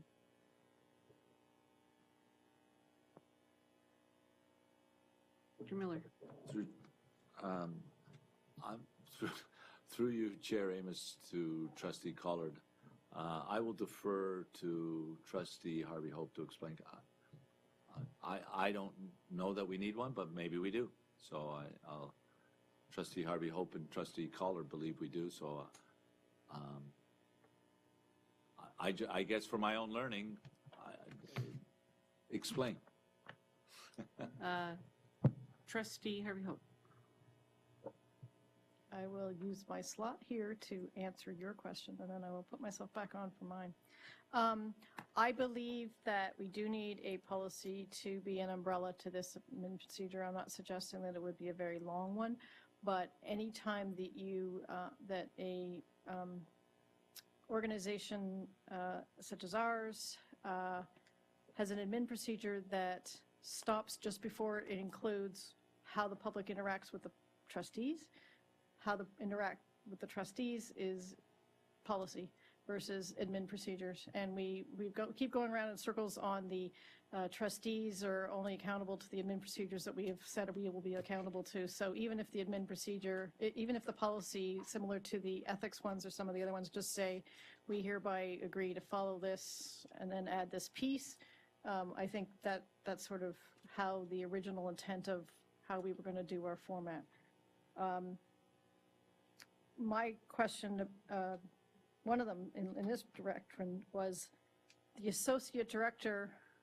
We might need some clarity. I thought the associate director was academic, and the way this is directed, I'm not too sure how all the things end up seeming to go through the associate director's office and corporate reports directly to you. So I wasn't exactly sure how that all is turning out.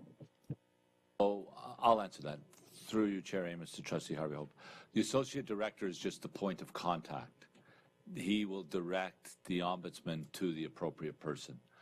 This was actually in consultations with our lawyers, has said the best way to do this just is have a single point of contact.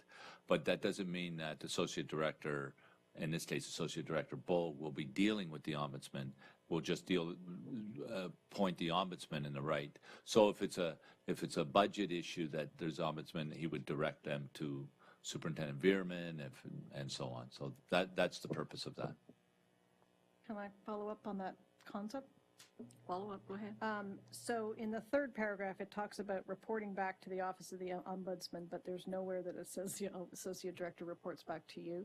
So I'm wondering whether that you should, I mean, that's almost par for the course, but perhaps the admin procedure should say, you know, when the Associate Director reports back to the Ombudsman, the Director is included in that stream. Yeah, I guess we could add it.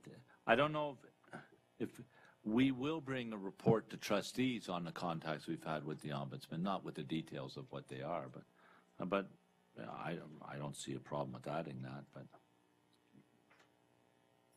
well, we can add it. Associate Director Bogue? Yeah. Okay. All right, thank you. Vice Chair Graves. Through you, Vice Chair. Oh, sorry, through you, Chair Slade. I really like the flow chart. That's something I'd like to share very soon with my community. How soon may I do that? It's approved. Oh, it's for information. So as of now, is it public? I don't believe it's public, but the intent was that it would be on the website as Marnie's in the process right now of revamping. I wasn't sure whether we wanted to get it out there now on our current website or wait until the new website, but it can go now. whenever. Yeah, I love it. I'd like to get it out as soon as possible. Thanks. okay. Trustee Collard. So I'll try this again. I'm making a motion for us to develop a policy to incorporate this administrative procedure, and that such policy be developed in the Policy, Bylaw, and Governance Committee. Okay, so you're moving that. Do I have a Yes. seconder? Trustee Harvey Hope. Is there any discussion on the motion? You want to speak to it? No, I just asked a question. Okay. Andrea? Or sorry, Trustee Vance? I'm in a bit of a daze as it's almost 11 o'clock. Could you just repeat it?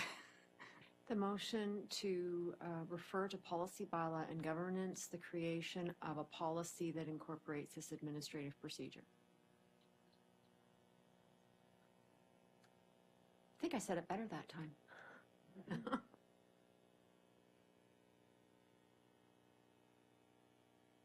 It's on the floor. Just needs to be added to the voting, but we have logistical, no, she's only one person. Gail's only one person. She needs to, she's awesome though.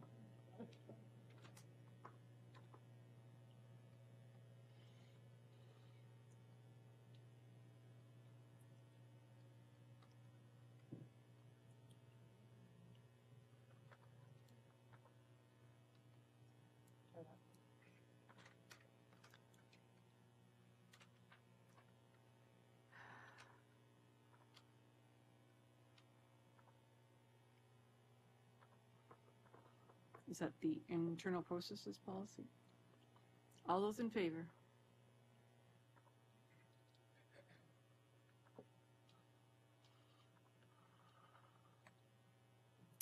And that passes unanimously. Thank you very much. That policy, that is now referred to policy. Okay, back to Speaker. Trustee Harvey Hope. Thank you. So, combination of Trustee Collard and I think we are sorting out my issues. On the second admin procedure, the dealing with public concerns, I think when we deal with the policy that we might be able to fix some of my qualms about some of this. The first sentence is, it's the practice of the Halton District School Board that public concerns, and then it goes on later on to talk about parents, guardians, and then members of the public. And so there's a bit of a disconnect there as far as what do you describe as public versus parents, staff, and guardians. I don't know, maybe it seems to include more than the public. The second sentence is the procedure does not supersede or apply to any administrative procedure where the escalation process is separately identified or defined, but how would you know if that this doesn't apply because you've got another one? So I don't know how you get around that. Again, I think maybe we can come up with some solutions in the other policy or references or something. And number 6, where a member has member of the public has a concern and the issue should be addressed with their local trustee and can redirect it to the director. It seemed a little bit different than current practice, which was local trustee to the large board. It seems a little circular if you look in the chart. If you go through your trustee, concern wasn't resolved, go to the director's office. You go to the director's office, your concern's not resolved. There's nowhere in our, right now, if you don't like what the director's office says, you go to the sources. This says it's going to the associate director, and I just wanted to make sure that was thought out. It may just be that it's because the associate director is the contact person, is going to be sort of the head caretaker of all this, but I was just a little concerned that was them putting a non-reporting person in between if that wasn't the intention. Again, it's your procedure. You can do that if you like. I just was pointing out what I noticed versus what we had. I think part of the thinking there was sort of director or designate, being somebody who could at least help manage that issue without it if the director wasn't available. And so the AD was inserted into a couple of spots. Can I just ask for some clarification too around the graphic? So if it was a board matter, like a board decision matter, and we wanted there to be something that was really clear that constituents could talk to their trustee, first off, right, at first line. So if they've got a concern that's not resolved at that level, I think the arrow to the director's office would be then to somehow involve the chair in that conversation as a coordinating piece rather than a one-up, if you will. It wasn't that problem. It was the problem that if you didn't like the one above it, so board or community concern, superintendent concern not resolved, get to the director's office, there isn't one coming out of the director's office back to the trustees. We missed the final piece. But again, perhaps it's because this is the admin procedure, the policy will then maybe add to that at the end. But there is no currently we have if the director's office for an in-school kind of thing, we still have the trustees above. And that's the piece, not the one at the very bottom, because you do need to have some place to go the other way. But there's nothing beyond the director's office when you're coming up through the chain versus.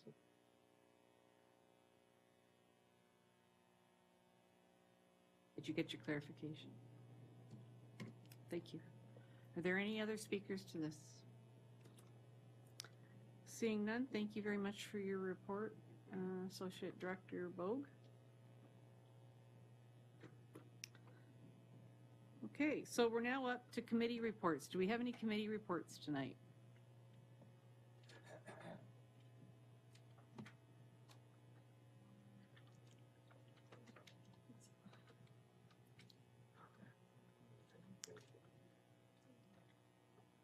No, nobody has a committee to report? Vice Chair Graves. Committee of the Whole will meet again in 2 weeks. Next week. Sorry, next week. And It's getting closer. yes, if it was earlier in the evening, I would have a list of topics for you, but they will be posted to the website by Friday so that you can see what's coming up. Thank you. Is there any other committee reports tonight? Okay, so we're now up to the director's report. I have a couple of items for the report tonight. I've mentioned a couple of times that we would be looking at doing a special education review with an outside person. We will be bringing a report probably in the new school year around that. We haven't developed all that, but I just wanted to give the trustees a heads up that that's when it will come. And the other one, I think I already talked about the admin procedure. I talked about that during the other process. So that's all I have in a report tonight. Is there any comments or questions for the director regarding his report? I have a question for the director, not quite on his report, but trustees have been the beneficiary of a online petition regarding some land in Northeast Oakville, and I was wondering if you could talk about that a bit. Sure. Trustees and I have received a petition regarding a Serbian Orthodox church in the northwest corner of Nyagawa and Dundas, which in the secondary plan from the town of Oakville indicates that that will be a high school. And the petition has been talking about things such as expropriation of the land and so on.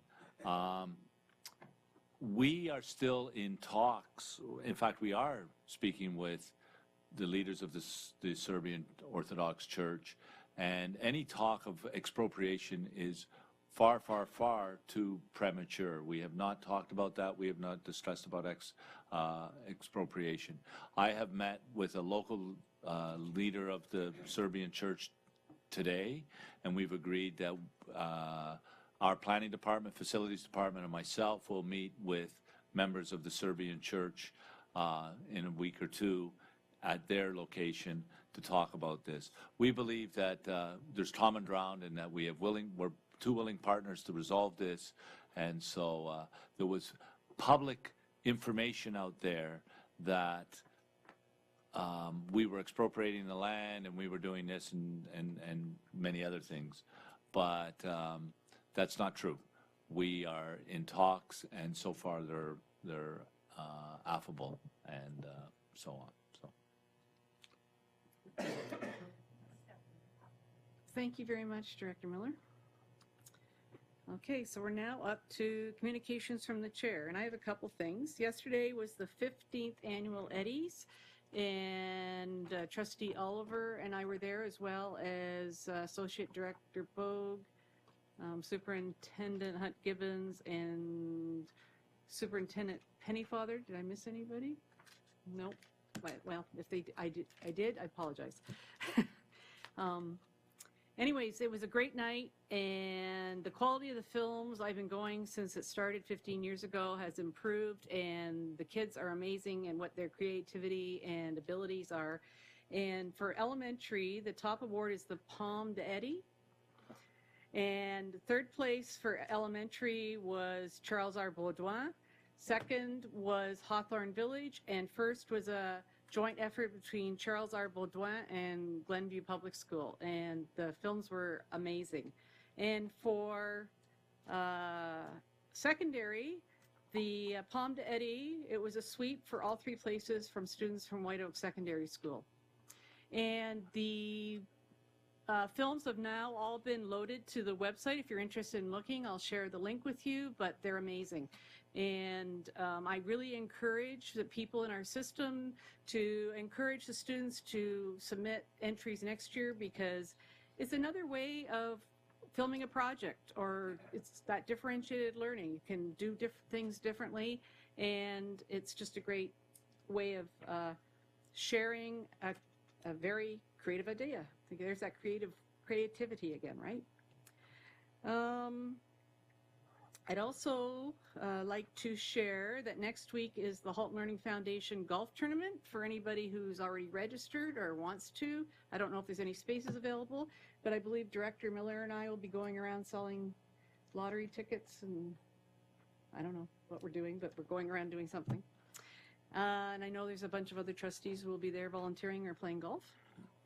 And Friday is a special athletes track meet up at Craig Kilberger, so it's always a great day to go out and watch the athletes competing. And we also passed a motion today for the Fix the Finances, so if there's any trustees interested in being on that ad hoc committee, please email me so that we can see who might be interested, and we can then start discussions. And I think that's it. So we're now up to trustees' questions and comments. Do we have any trustees' questions and comments? Trustee Gray. I'm sorry, I probably took one of yours, right? Thank you very much. I'll be very brief in light of the night and the time that we have. I do have some great news, though, from the Halton Learning Foundation affecting all of our schools in Halton. Specifically, just as a report on the activities of this year so far, more than 600 students have received over $100 in support from the HLF. In addition to helping students pay for fees for post-secondary schools, 70 individual awards and scholarships worth over $60,000 has been distributed. So that's just amazing support for our students. A total of 84 schools, in fact, have received grants from the HLF totaling more than $179,000 this year. So you can see that the HLF is making some great positive change and differences in our schools in support of our programs and in support of our students. Finally, I'd like to just thank all of the staff in Halton who were able to contribute to the payroll deduction program. That was very, very successful this year, and the HLF is very grateful for those donations to that program. Finally, I know it's looking way off into the future, but next November 10, if you could put it on your calendar, the 2016 Benefit Bash will take place, again, supporting all of the HLF's major fundraising activities, and that will be at the Burlington Convention Center, again, on November 10, 2016. Thank you. Thank you. Trustee Gerbens. Thank you. We held our final Super Council meeting for Burlington Wards 3 and 6 last Thursday up at Kilbride, which was a lovely little drive up there. And we had a couple of presentations, one from Halton Regional Public Health on giving resources on mental health, resources that are available through public health. And also from the Healthy Kids Community Challenge Burlington. And a few schools have taken advantage of monies that are available through, of course it's only Burlington schools, are available through the Healthy Kids Community Challenge. They're moving into their next phase that involves water, drinking water, and if you have any ideas for events that involve water and drinking and hydration. There is monies available through the Healthy Kids Community Challenge. And I also want to give a shout out to a few events that are coming up. Tomorrow is Kilbride's Fun Fair from 5 till 8. Bruce T. Lindley is having a free seminar for parents on building resilient children. It starts at 7 p.m. Clarksdale's having a fun fair coming up. Lots of great stuff going on. It was a fabulous meeting, and I'm looking forward to working with the schools again in the new year. Thank you. And Trustee Gervens reminded me that one of my schools, Joshua Creek, is celebrating 10 years tomorrow. For some of those around the table who may remember it when it was being built. Trustee Oliver. Thank you. We've been streaming our board meetings for, I don't know, a number of months now. Is it a year? Close to that. And I'm just wondering if we could get some metrics on the number of viewers that we have by date. Kind of looking retrospectively, obviously, because people tend to go back and look at it. And maybe the duration that they stay on the meeting to kind of get a sense of the engagement and curiosity. Thank you. Thank you through the chair to Trustee Oliver, and I appreciate I overheard your question a few hours ago, so I did some investigating, and certainly I'm going to have, and I referenced Mr. Earl over there, and I sent an email to one of my managers, and certainly we're going to look at some metrics that we can use previously on, and I'm assuming you don't mean the live video, you mean the video that are on there for the last 2 years. Certainly, now that I've been asked the question, we can put some metrics in moving forward. However, we are going to investigate on what we can look at on who accessed the video links from previous meetings, and I'll have my team prepare a report, and I'll distribute to trustees if it's possible. And just to clarify, it's not the who, it's just a general number. We wouldn't be. Oh, yeah, no. General number. I want to clarify. Yeah. We will not be doing the who. We will not be doing the who. I'll be. One of them sitting over there. Trustee. Oh. Trustee Harvey Hope. Thank you. Just hot off the press, as they say, the OTHS, Oakville Trafalgar Senior Girls Rugby Team won silver today at OSTA. Also, the Oakville Trafalgar baseball team, which has been reconstituted after not having one for a while, is doing extraordinarily well. So I guess maybe Blue Jay fever is digging deep into a school that's usually mostly rugby. But I also wanted to ask a favor of those presenting reports with charts in them. If we could, instead of shading them in different colors that all look the same in black and white, if we could maybe use the pattern feature in the chart making that will let you tell the difference. Because in the program viability report, when I was reading it on paper today, I couldn't tell one from the other. I could guess on one or two, but it becomes very difficult to look at it once you've printed it. And some of these reports people do print once in a while. So there are different ways to label things, and sometimes it's just as easy as labeling the chart as well as using color. So that's just my comment for the day. Thank you. Thank you. Trustee L. Harrison. Thank you, Madam Chair. Just a few quick things. Firstly, it's Bike to School Week, so I've seen lots of students out biking, and that's awesome. And on the Enviro note, tomorrow I will be chaperoning 5 or 6 eco-school visits, so those are going on right now across HDSB as well. Let's see here, Inspire Awards. So for the my colleagues who have volunteered to sit on that subcommittee for now, we'll be meeting tomorrow at 4 p.m. We do have a spreadsheet that we'll share out with everybody with the information on there that you'll need. Unfortunately, we didn't get a chance to do it as yet, but we will. So stay tuned for that good reading. And thanks to everybody in our community that stepped up and nominated so many awesome candidates. And lastly, yesterday in the provincial legislature, the Premier made a statement, and there was a big event around Truth and Reconciliation and formally receiving that report. And one of the Premier's comments was that for reconciliation to succeed, we must also renew our commitment to educating Ontarians on the role that treaties in the residential school legacy play in Canada's past, present, and future. So I thought that was a great kind of in for our system to continue the good work that's happening around treaty education. Thank you. Thank you. Trustee Reynolds. Okay.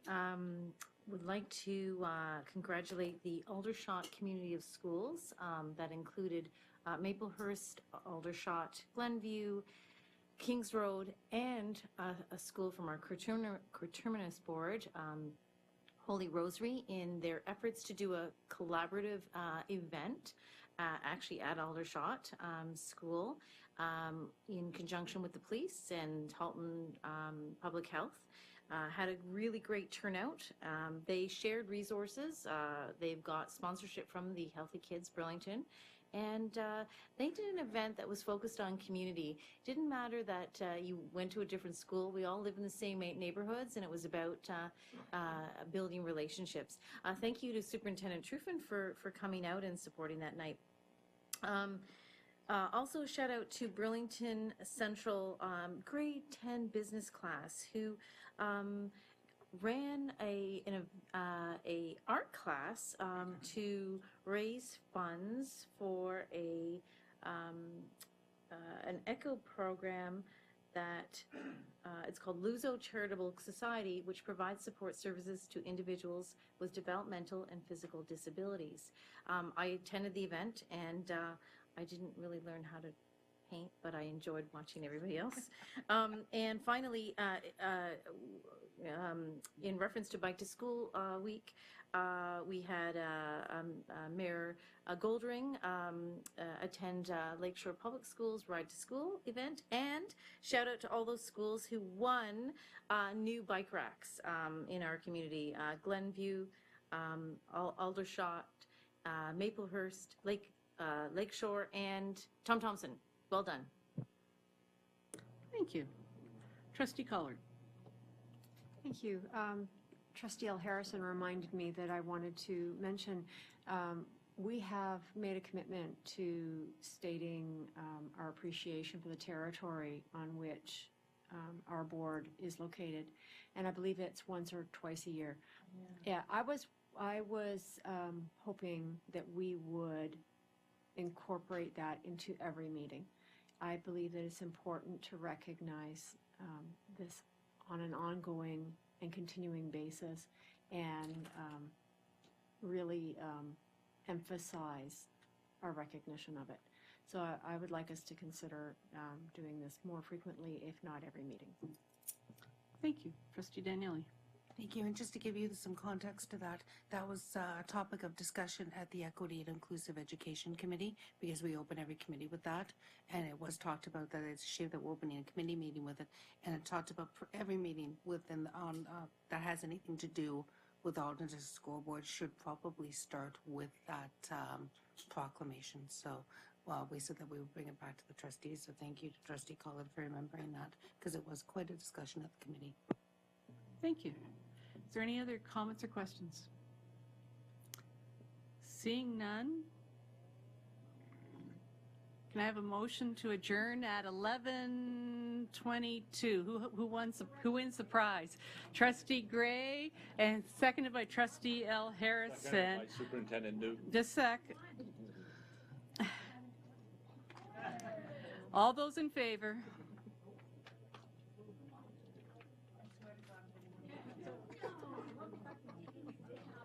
And that passes unanimously. Good night, everyone, and thank you.